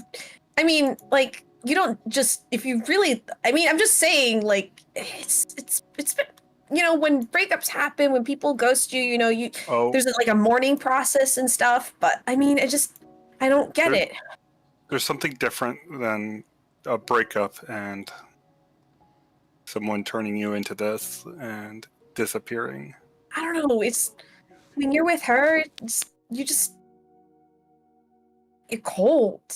When you're with Mori, there's resistance, there's like a conscience. I just don't get why you would do that to Mori. She's clearly really cares about you, you know? I know. It was my last... I never wanted to hurt Mori. No one intends to hurt anyone.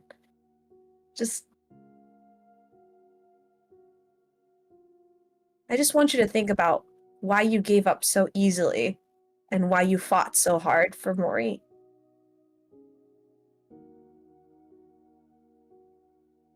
Why would you give that up now? Maybe that's not my place. Maybe I'm overstepping my boundaries. I don't know how... It seems like... Because Mori knows your real name and stuff, so it seems like there's history there, but... I just want you to think about that. I know we don't know Alice, and I look over at Stone and I'm like, I will apologize. Maybe Stone was a little rough with her, but you have to understand, it just shocked both of us. Shocked me. I'm sorry for putting you in that situation. That was unfair of me. But you know what, Azriel? I will say, I'm just glad you felt comfortable enough to reach out as a friend. And I want to tell you as a friend, maybe this is, and she starts getting nervous and like her hands get really like sweaty. And she kind of like makes a little fist and she's like, but I don't know. I don't know about Alice. It's just, it's all messy and there's so much I don't know about her. I would like to get to know her, but at the same time, I just don't like the thing, like the side of you that you showed compared to everything. I don't know. I just want you to really, really think about you for once. Maybe the decision is, I don't want to put thoughts in your head and stuff like that, but I just want you to think about you. What is... Maybe you're looking for love in the wrong places. Maybe you're not. But at the end of the day, I just feel like not only do you owe both of them an apology, but I think you need to make the decisions that, even if it hurts, that'll help you grow. And Azriel, I know that we don't really know each other that well, and I'm still super mad at you because Mori is my friend. She's like literally one of the few female friends I have. She's cool, she's kind, she's smart, she's such a badass, and she's so fast, and she does so much for the world. And I feel like there's just, she has a mask on. Have I ever seen her without her mask? No. And I haven't really seen, what she looks like, but I trust Mori. And I know she's good, and I know she's great, and I know she's kind. And you have to understand, when you hurt Mori, you also hurt me. You hurt our friendship. I'm sorry I hurt you too. But you know what? Pain isn't always a bad thing. It helps us.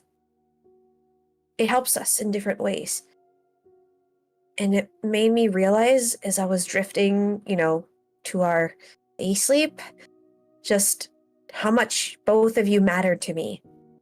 But there's a lot at stake, Azriel. But at the same time, no matter how much is at stake, you need to do what's best for you.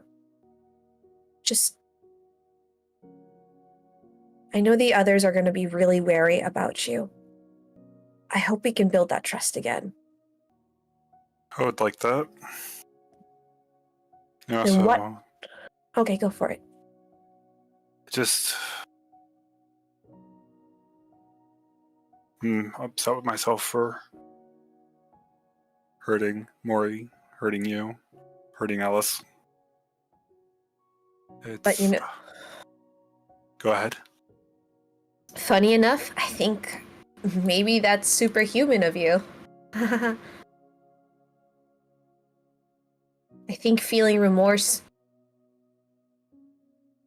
is a good sign. It's not like I did it on purpose. I know. But I know. It was just becoming Kindred is a very jarring experience. I know what it feels like to be alone when you wake up, Azriel. Having to figure out everything on your own. Yep. And then looking and just keeps on looking for somebody you thought you were so close to. And then you realize you know nothing about them. But you know what, Azriel? We've known each other a couple days, and now you have us. You're not alone in this anymore. Don't think that you have to... I know the others are a little hesitant, but when you're ready, I hope that we can... You have to make decisions, and decisions are hard, but I hope that hopefully we can still be friends at the other side of it. I would like to remain your friend, no matter what. Okay. Yeah, Can I ask you a Well- favor? sure. What do you need? Will you try to keep an eye on Mori? Just be there for her, for me. Yeah. Mori, Sammy, and I are gonna meet up to explore something in the woods, but I need you to do me a favor as well. Mm-hmm. In my research, there's always folklore stories. I need you to gather news clippings to see if there's anything else that's happened in the woods, or some mass, like, just something where a lot of people were attacked, or a lot of people got missing, or maybe there was a lot of murder. And see if you can find all those at the university library. They should have a catalog of all the newspapers, and just see if you can find any of that. If you present that information, maybe we can find some patterns. Can you send me the details, the specifics? So yeah, I give him. I will kind of be like vague, and I'll just be like, just anything unusual, and I give like kind of detailing the recent news reports, if you will, if they find anything similar.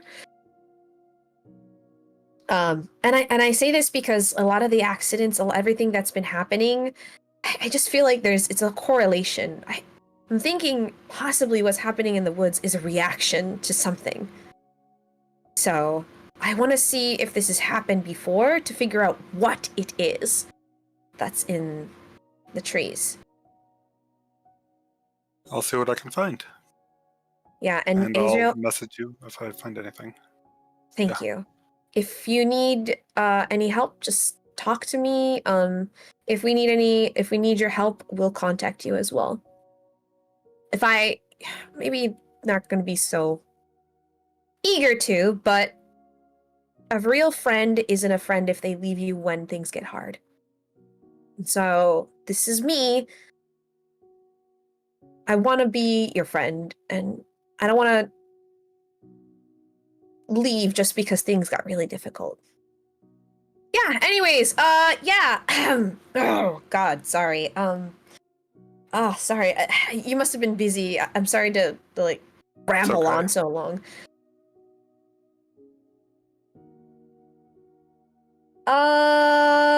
Anyways, yeah. Take care of yourself, Aurora. Yeah, you too, Azriel. We'll figure it out. Hopefully. In the background, Stone would just clear his throat, but talking softly, only so that Aurora could hear. Is the priest coming to help us? Sorry, wrong accent. Oh my god, I went immediately Kadal. Wrong game. In his southern drawl, he asks if Azriel is coming on down to the lake. Or are we just gonna keep him out of this one? As if you really feel like you want to help us at the lake, you're more than happy to come. But I also want to give you the choice because we do need information. Do you want my help? Do you want me down there, or would you rather me just look up the information? Give you guys space. What's better? I look to Stone for this one. He just shrugs. Let me talk to Mori, and then I'll let you know. Okay. But I still want you to feel a part of this coterie. Part of this friendship. So I'll let you know. I'll call you back. Okay. Or I'll text you back. That's probably better. Easier. Anyways. Oh god, I've been talking for so long. I'll let you go. And she You're hangs fine. up and just starts twiddling with her, just starts like kind of like wanting to put her sleeves in and hugs herself and just resists the urge and just starts kind of zoning out. Okay. And messages. Yeah, she's gonna. I mean, she would have sent a message to Mori as well. So No whenever. worries. We'll get there. Mhm. But anything else Mhm. for Azriel? I guess I'll swap my plans to do that research until I hear back from her. So you'll head back to your apartment, or I'll go to the public library because they have like newspaper clippings that I wouldn't have at my home place. so specifically, what are you looking for? I'm just going. But she gave me. Did Aurora give me a location? A vague one. Looking Yes, at she would a have said vague like location. yeah, just like the like a couple national parks around that area, including the lake. Did you give me any other details that I could hone in my research? Because like a series of mass disappearances, like animal attacks, that were never resolved, cold cases. I'll use that, and I'll try to use my knowledge on the occult, because I would assume that's why she asked me Yeah. to look into it. Like Okay. the strange, Yeah. unknown. Then I need you to roll your intelligence and your occult. So I crit for 8 sucks. Damn, that is a very good roll. You are. This is your realm of expertise. Diving in, researching, knowing where to look in the library, going so far back into their archives that you're looking at things like microfiche, using their digital database and their non-digital database that's just records upon records and really thick 3-ring binders. And within about 30 minutes, you find your first hit, which is odd. It is a tiny story, recent, about how the media is covering up disappearances. It's vaguely familiar.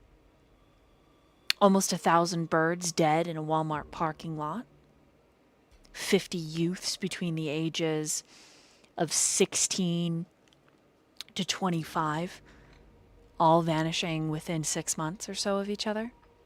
From the same area. I mean, California is a large place. And you've got 9 cities all in a cluster around the bay. That they're just gone. And no one is reporting on it.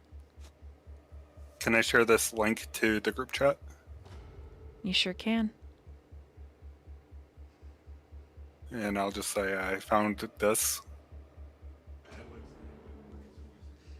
And then you can... continuing my search. Okay. Another 30 minutes, and you find your second hit. This one's a little different. A little strange. A photograph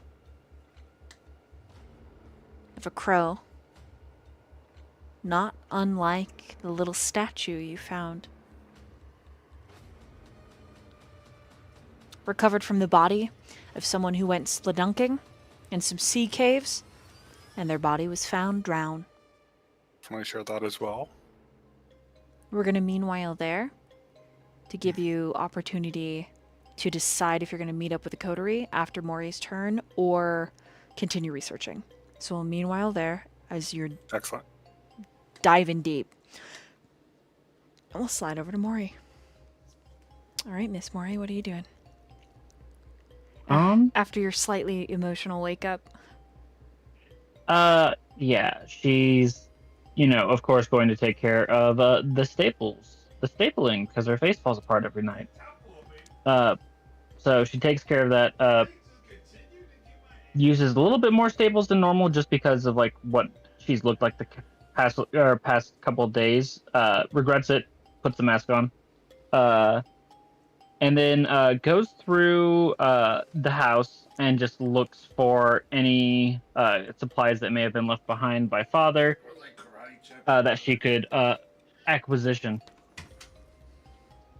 She'd probably find some bullets for her guns.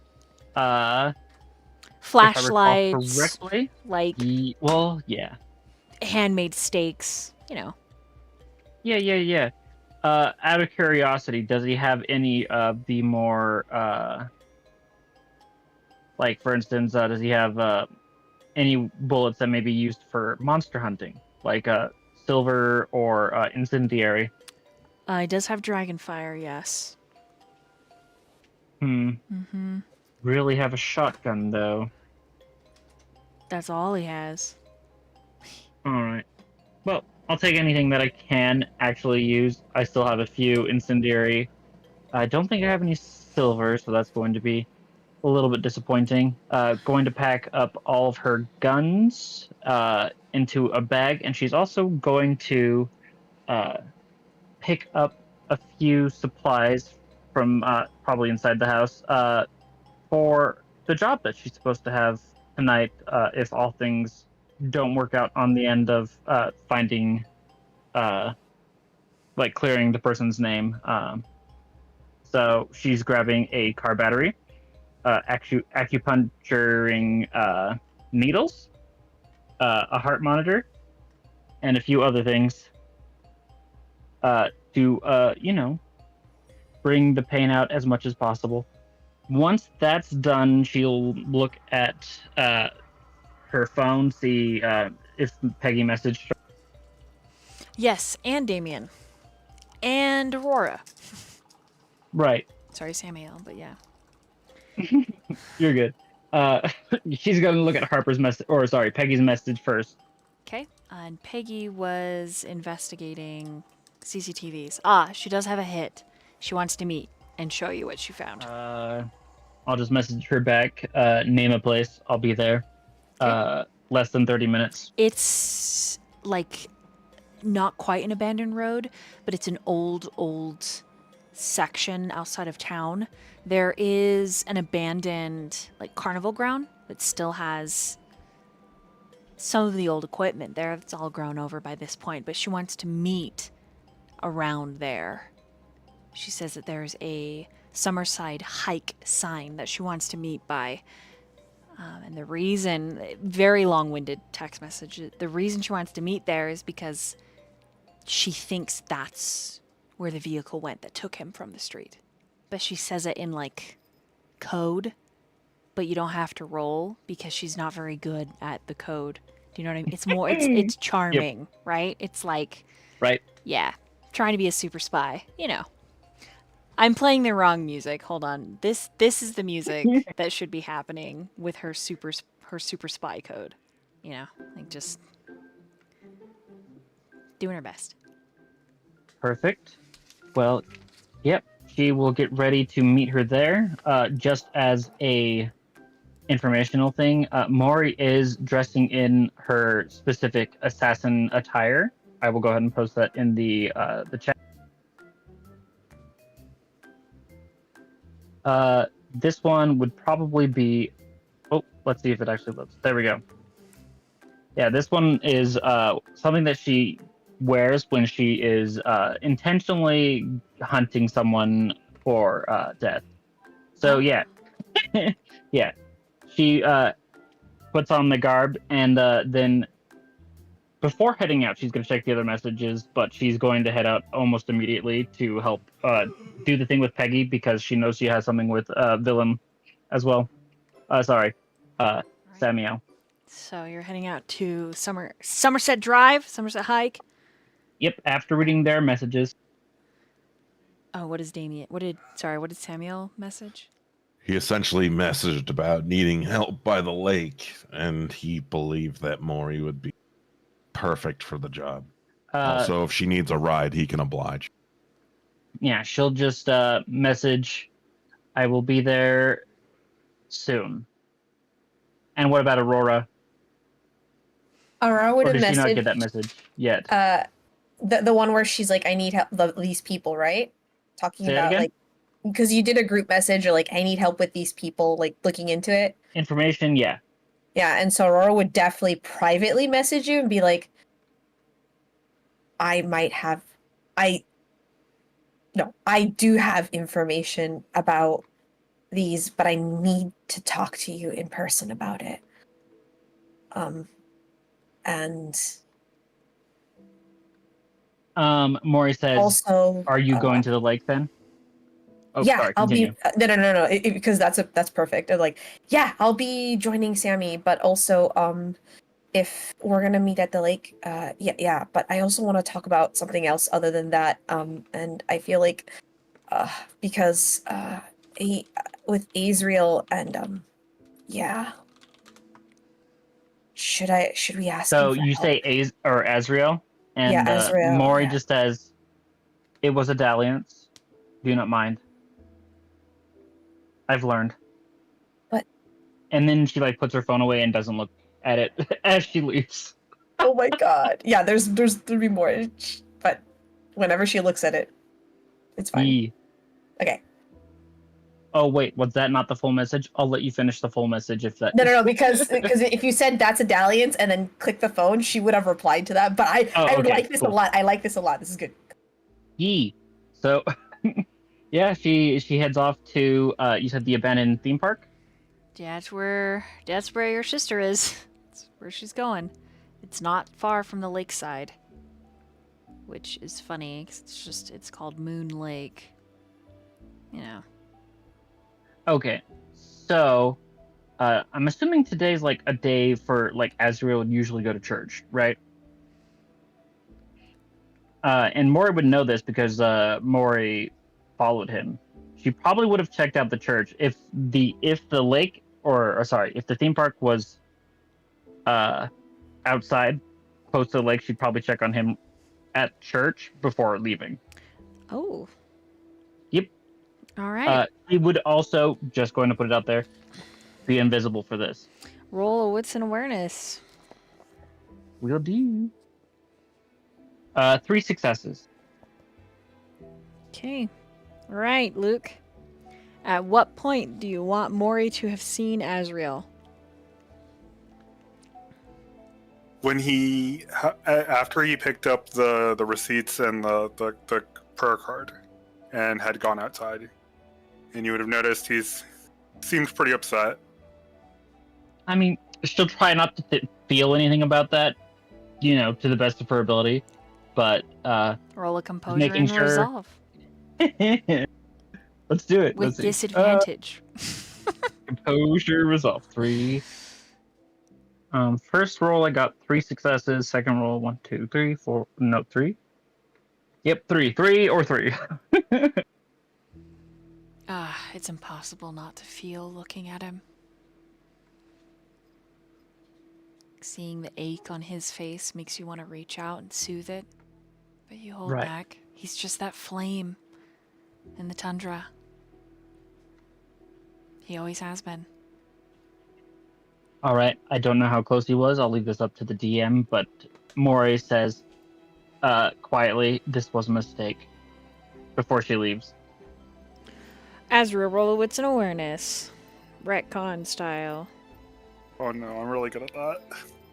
So I got good news and bad news. A messy crit for 7 sucks. I got good news and bad news for you. Here's the meme bad news. You think it's God. This was a mistake in Mori's voice. And you're like, oh, that's my direction. You go with Alice. You betray the party. Everybody dies. The end. I'm just kidding. I'm just kidding. Wow. No, it's too late. You've already said it. It's live. You can't take it back.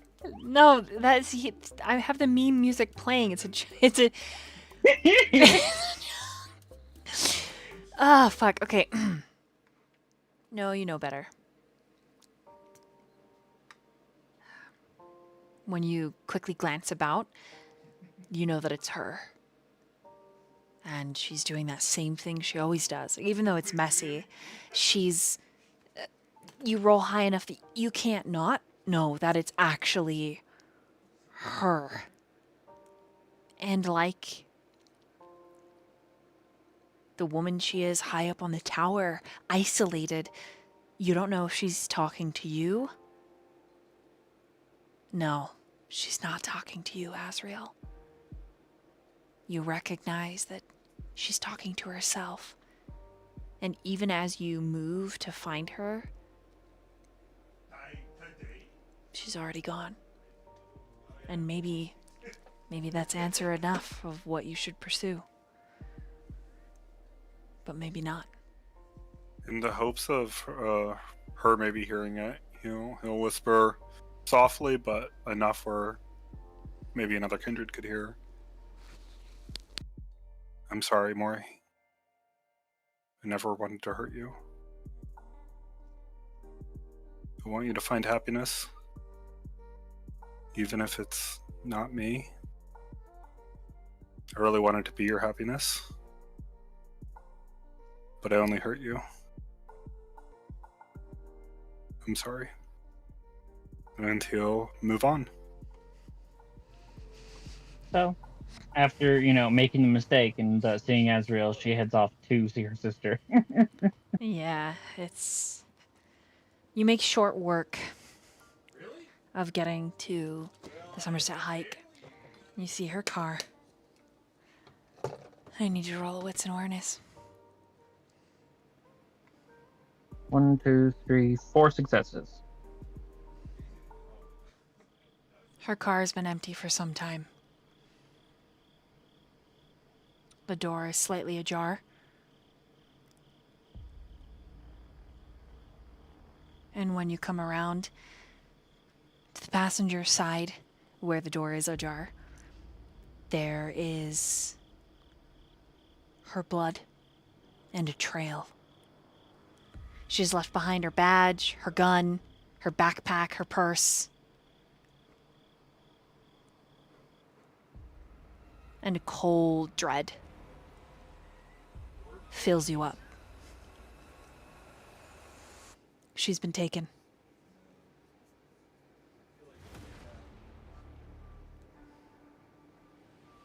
Can I follow the trail?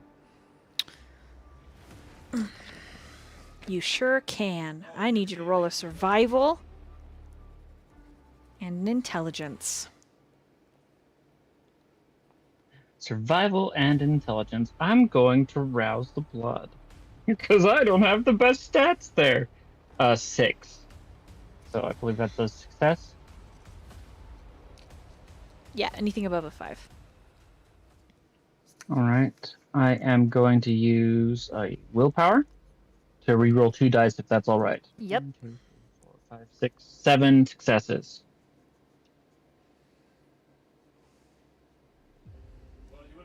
Okay, you track broken branches, grooves where her boots were dragging in the dirt. It takes you away from the carnival. And at one point, you end up finding this dense, pocket of hair. Looks like it belongs to a wolf. Or a bear.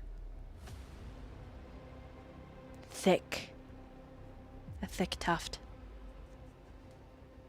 You lose the track as it's headed towards the lake.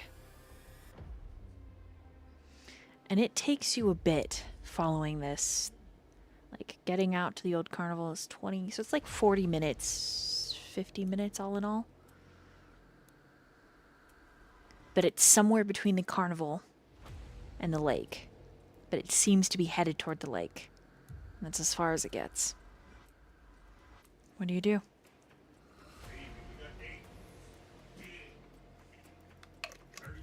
I think she would immediately message the group. Okay. Just say, I need help. I'm willing to offer a boon. Someone dear to me has been taken. Near the lakeside. How do you guys respond? Sam will message immediately, where are you? How far away am I from the lake at this point? You could probably drop a ping on your coordinates if you wanted. I have an old brick phone. Oh. Yeah. You can... we'll use your intelligence and your survival. You can roughly... You can roughly like longitude, latitude it up. Cool. Then I'll let him know whereabouts. And you're putting this in the group chat, right, with everybody? Correct. Ooh. He doesn't have time to think about Azriel being in the jet. Yeah. He's immediately gonna pull up his phone and put it in his custom map program. How far is it from Aurora's and Stone's location? Like, it's 20 minutes out of town. So, Aurora, Stone, Azriel, you got like 20 minutes drive. How would they? How far is I say, Sammy? How far are you? How far would I be, storyteller? Sammy was at home. Yep. About 20 minutes. Driving fast. Is the location just put in the group chat out of curiosity? Yeah. Yes. Well, Azrael's coming. Nice. Aurora would say, says it would be like, Sammy, get there. We'll find a ride. He'll just put the phone in his pocket, abandon his current task, and grab Zero and be like, "We gotta go." Throws his coat on. Yeah, Aurora would be like, Stone, we need a ride, fast. And she will go to like the right outside the hotel, and there's like usually taxis, I guess. Mm-hmm. Yeah, of course, always. But Yeah, and you say you got to get there fast, and he leaps on a bicyclist's. Like a motorcycle? Yeah, like a motorbike. Sorry, I should have clarified. Like, because there's actual bicycle, like someone like delivering a pizza, you know? Yeah. And he's gonna use that potent super speed on the bike. Aurora doesn't even think twice. Even though she's like, oh god. He actually She takes just- the kid's helmet and hands it to you. Like it's yeah. crazy fast. And she just tells Fenrir and Nina, follow us as fast as you can. Okay, and We gotta go. They take off. And just grab them. Yeah. You grab Zero, you stuff him in your pocket. He's still got the phone. He's like, "Whoa, wait, what's going on? Sammy, ah!" And then your phone starts ringing, Sam, and Mia's name is flashing, and Zero opens it, and it's not Mia. It's heavy breathing and a groan. And it sounds like she's whimpering and that she's hurt. Where are you? There is no response. And then the phone crunches and the line goes dead. I have a feeling I know where she is. Come on, we gotta go. Okay, Azriel, you are in the middle of research. You are downloading something. You've had to do a tiny bit of hacking. You're on the cusp of something phenomenal. Some thread. You found a small note in a book that said the Mercy family. In fact, it had a couple of names from Mercy families. And so you punched in the numbers that you found in this book, and it's downloading. But you have to go. You don't have time to wait. And if you leave this downloading, you're not sure. Is there a librarian at the desk? Not close to you. Yeah, I'm taking what I can with me and I'm leaving. You shut off the computer? Yeah, I would. I don't want anybody seeing what I had. But I'm really booking it. Okay. So you shut down. You turn you Shut down the computer as quickly as Okay. possible. Okay. Take whatever books I can, and I'm going as fast as possible. Okay. It's you hate to leave the knowledge, and if you were a Nosferatu, you would fucking have compulsion right now. No, this is too important. You shut it down and you go. And each of you are taking flight out to those coordinates. Mori, I need you to roll a wits and awareness. 5 successes. Okay. The phone that father usually calls you on rings. I answer it immediately, trying not to sound anxious or anything. Yes, Father. Actually, I wait. I wouldn't say that unless, I knew for sure. Okay. There is a titillating giggle, feminine in nature. And then you hear someone on the line. I would say I could hear you breathing, but I don't think that's quite true. What do you want? Just a question, love. Was this old, dusty Banu Hakim your friend? Goodness gracious. Old Dusty. I'm trying to think. She said Banu Hakim, which is which is father, right? Correct. But was father really kind of old looking, or? Yeah, I mean, he looked like in his early 60s, Okay. late 50s. I suppose you could say that. Oh, was he important to you? Yes. Oh, well. Then I'm sorry for your loss. But it's time that God learned his place. I'm going to give you one warning. The same one I gave him, but he chose otherwise. Get out of the city. I hang up. Destroy this phone. Okay. What you don't see, but what you as players get to see, is this female dressed like a high chic biker turn to her crew with a giggle. Did you get the coordinates? You crush the phone under heel, Mori. And then you sense something else in the trees around you. Something shifting.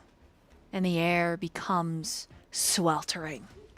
The humidity intensifies tenfold. There is something watching you. Even as I'm invisible? I guess watching is the wrong... Scenting you. Attempting to find you. Answering the phone and the phone itself seemed to tip off whatever it is supernatural in these woods. Right. Well then, I guess as a fight is probably imminent, Mori would activate celerity, fleetness specifically.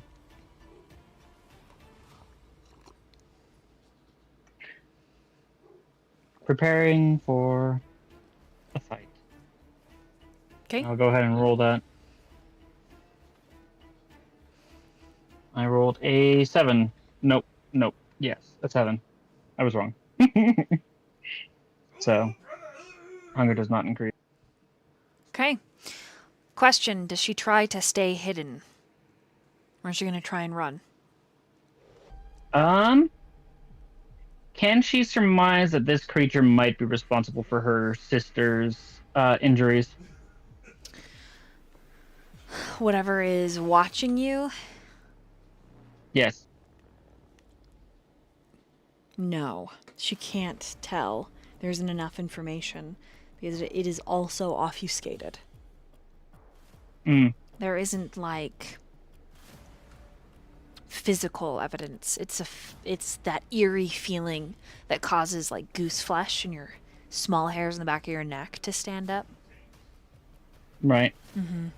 Whatever it is isn't quite on the same plane of existence as you, but viewing through a looking glass. All right.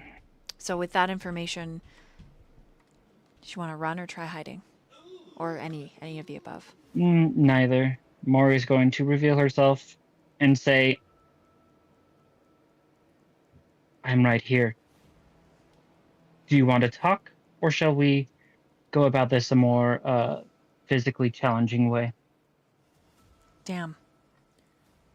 Those of you that are driving, I need you to roll a dexterity and a drive to see how fast that you get there. Aurora, I will have you roll with a +3 dice. Drive and dexterity? Correct. All right. Do I you As, want got the good news nothing or the bad. bad news? just go ahead and post it in roll 20, what you get. Okay. Mm-hmm. Okay. Because I do not have. By the way, how much is my hunger right now? You're at 1. 2? Okay, 1. Okay. Wow.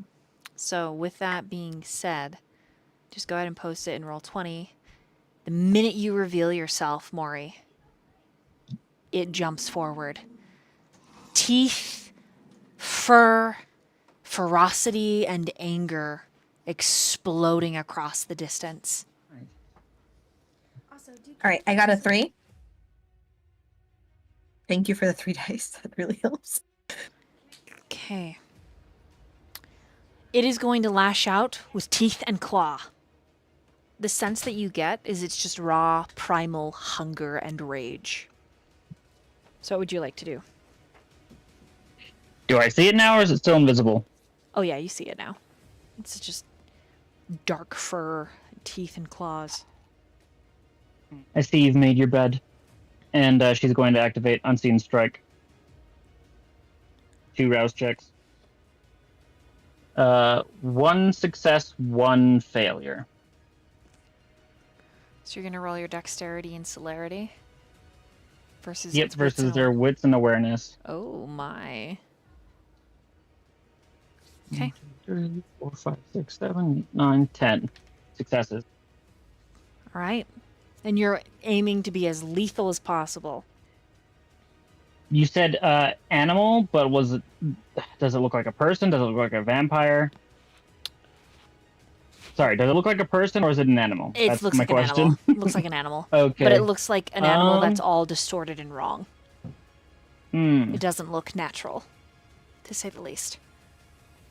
Well, I want to either kill it or deal enough damage that it doesn't come back.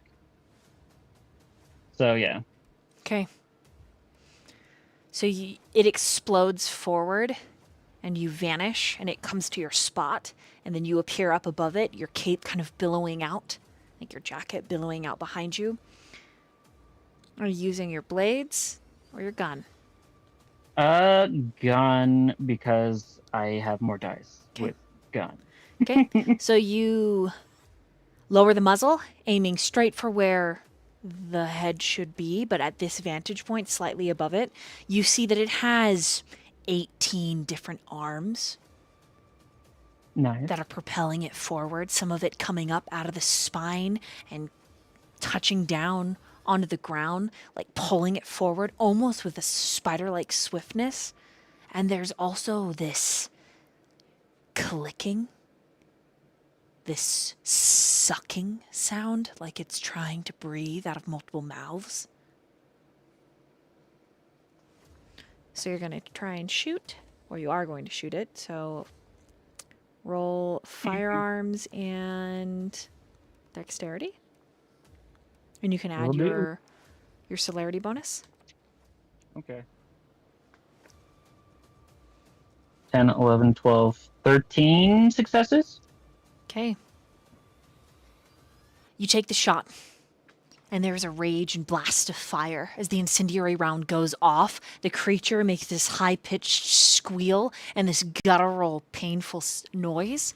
And then some of the hands click up towards where it now has a bald spot of blistering flesh, and it blinks. Suddenly no longer behind you, but several meters away in the tree, and you can feel the eyes boring into you with hatred and fear. And then it runs, vanishing once more, deeper into the trees surrounding the lake. Can I follow it? You can certainly try. Roll a wits and awareness. It would be, I believe, a messy critical, so 6 successes? Okay. You get closer to the lake. High speed. but it is doing the same invisible obfuscate, and you lose it, but you're at the lakeside, and you can hear the crickets having their conversation, and that all dries up as you and the creature get close. They just silence for several seconds, and then they start up again. It is somewhere around the lakeside. Perhaps it's even what Samiel was talking about. I think maybe a little bit intimidation, a little bit desperation. She says, she shouts out, "Where is my sister, you beast? Come out! Fight! Die!" The wind swallows your voice. And then a pair of headlights cut against the darkness as probably breaking every single traffic law from your home to here. Damien, you've just fucking floored it. Oh, I arrive. I see. Yep. Your headlights are like small beams cutting the darkness for Mori because she's crossed quite the distance, and you end up back where she was, tracing her steps because there is significant damage that reminds you of whatever entity hit the car. And you see her on the shore side, and her shouting into the dark helps you find her a little easier. All right. He grabs his pistol, couple of mags. Puts the pistol in the in his holster on his side. And then grabs a Molotov as well and puts it in one of his jacket coat pockets. All right, Zero, it's time to murder whatever's out here. And he'll run over to Mori. All right, Mori, Samiel approaches you. Right. I'll sort of give him the sit rep. What's going on? Mori will say, "I found the wolf-like creature, but it had 16 arms. It, the girl I was with that one day, Yeah. I think it took her." Well, whatever the growling monster was took mine. So we're in the same boat. Right. Well, I got a shot off on it, and it ran away. But I don't know where. What kind of piece you have? She pulls out her, it is a Smith & Wesson Model 629 revolver, heavy shot, or gunshot. That's a shame. If you had a 9mm, I could just give you one of these. And he pops the bullet out. Silver. She pulls out two Sig Sauer P320 pistols. I'll still do some damage. And he motions with his pistol over to the forest where where he and Mia essentially found the nail and scratches of the drag body. That's it over there. They're hyper aware though, so I think you being able to go invisible is helpful. I could just let me be the bait. Unfortunately, they could see me while I was invisible. Or I think they have an ability similar to mine. We can try the bait idea, but it was running pretty quickly. I think I hit it pretty solidly. That's fair. You know, I have an idea. I don't know how long it'll take, because I've only done it a couple of times, but can you hold this? And he hands her his pistol. Yep, she takes it. He pulls a glove off of one hand. And as if he's able to move the flesh around itself, he begins to mold it into something that is no longer a hand. Let me make a roll.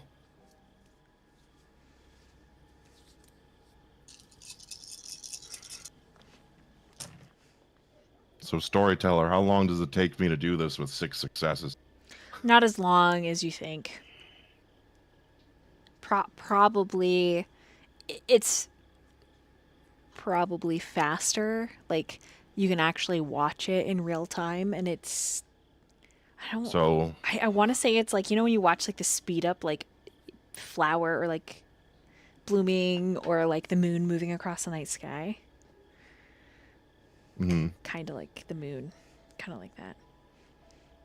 so if Mori is watching the whole time, his hand goes from being a normal human hand, and over time it begins to move, and the flesh begins to twist and contort and move around to where there is like a giant flesh blade made out of bone, sinew.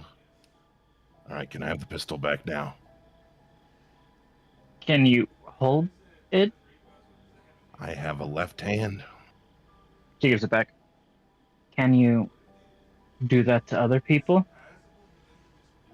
I haven't tried yet, but if I have a willing participant, we'll find out. She nods her head, subconsciously reaching towards her face. Right. Ready to go? You take the lead since you'll be the invisible one. It'll All make right. it look like I'm alone. I will turn invisible. Okay. As she turns invisible, there is a singular. Well, no, never mind. There's another two headlights because Aurora got the 3. As Azriel shows up, but he kind of gets lost a little bit and ends up in the parking lot of the lake. So you run into him as you're moving towards the hunt. Hey, I know, and Samiel looks like he's alone. Oh shit! It's a little like, it's a little like this, you know. Like, oh great, there he is. But the young, handsome priest cuts the engine and gets out, kind of with a look of panic, comes running around the front, and you and Samiel and his crazy death scythe arm make eye contact. I see you decided to join the club. I mean, with a message like that in the group chat, how could I not? That's fair. Well, you want to be bait? If that'll help, sure. Fantastic. You want to be bait? What the fuck?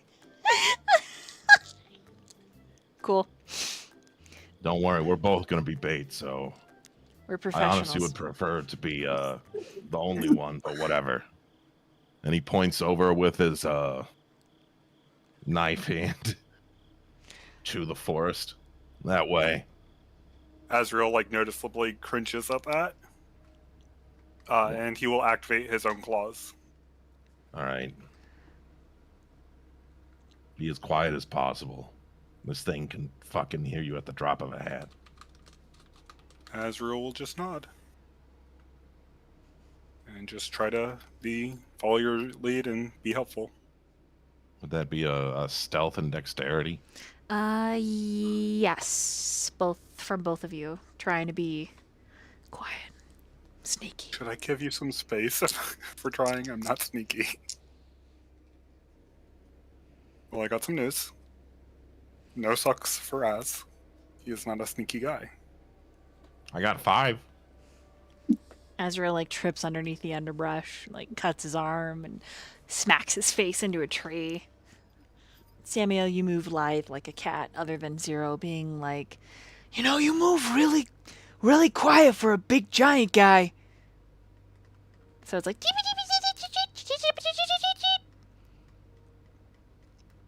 maybe you should hold Azriel's hand. He's sucking a little, and not in a good way.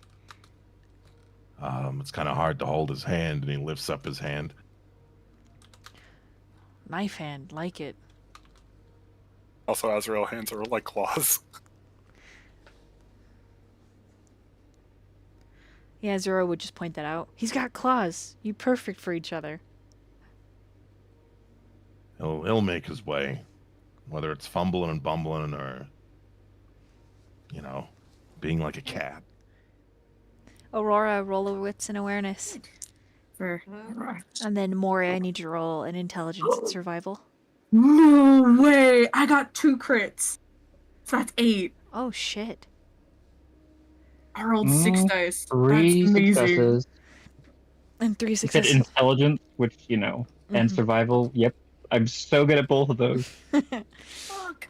8. Okay, not only do you track them, stone pulling up distance behind you, you find them as they've like disappeared into the brush.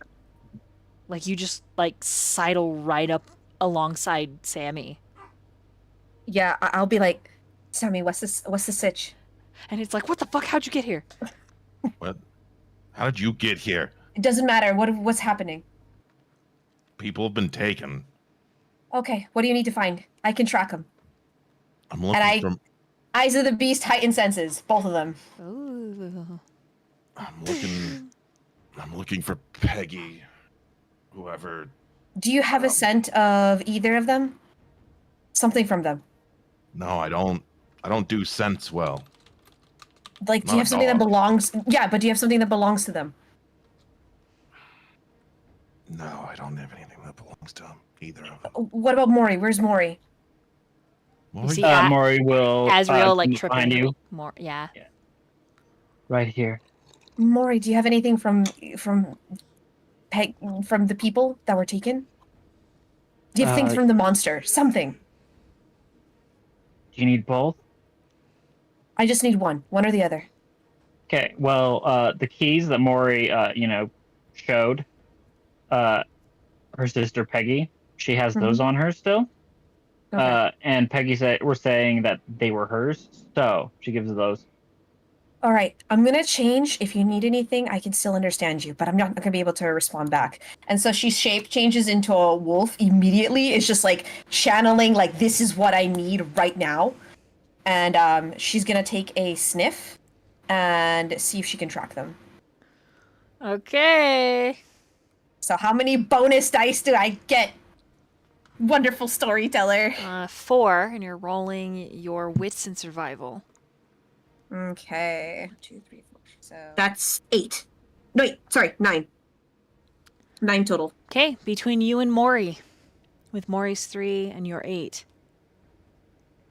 you come to the mouth of the cave where Samiel, you, and Mio were yesterday. do I recognize this cave from past outings? No. Okay. Being at the mouth of the cave doesn't even hide anymore. He just stands. And he'll shout, "I'm here. If you wanted me, you got me." You shout, it echoes for just a moment through the cave, and then Mori, you hear Peggy's voice. Help! Is someone out there? Mori is going in immediately, like super, super quick, like blink fast. Yeah, also, Aurora will tap into her celerity. Go for it. Samiel, you head in? Mm-hmm. Azriel, you He'll head use, in? Oh, sorry. Yeah, I'll follow in. is the cave just super dark? Very. Okay, I guess Eyes of the Beast then. Okay. I will also eyes of the beast. As you get in, the smell of copper and defecation is thick. And then the telltale of something eating gets louder as you spiral lower and lower and lower. And we're going to end there for tonight. You've got to be kidding me. That's In every side of the conversation, it's all gone now. Thank you, God. that's now things. Oh God. I don't even know Yeah. if Mia's even here. That's the thing. I just took a guess. Yeah. Mm-hmm. Fingers crossed. We find people not dead.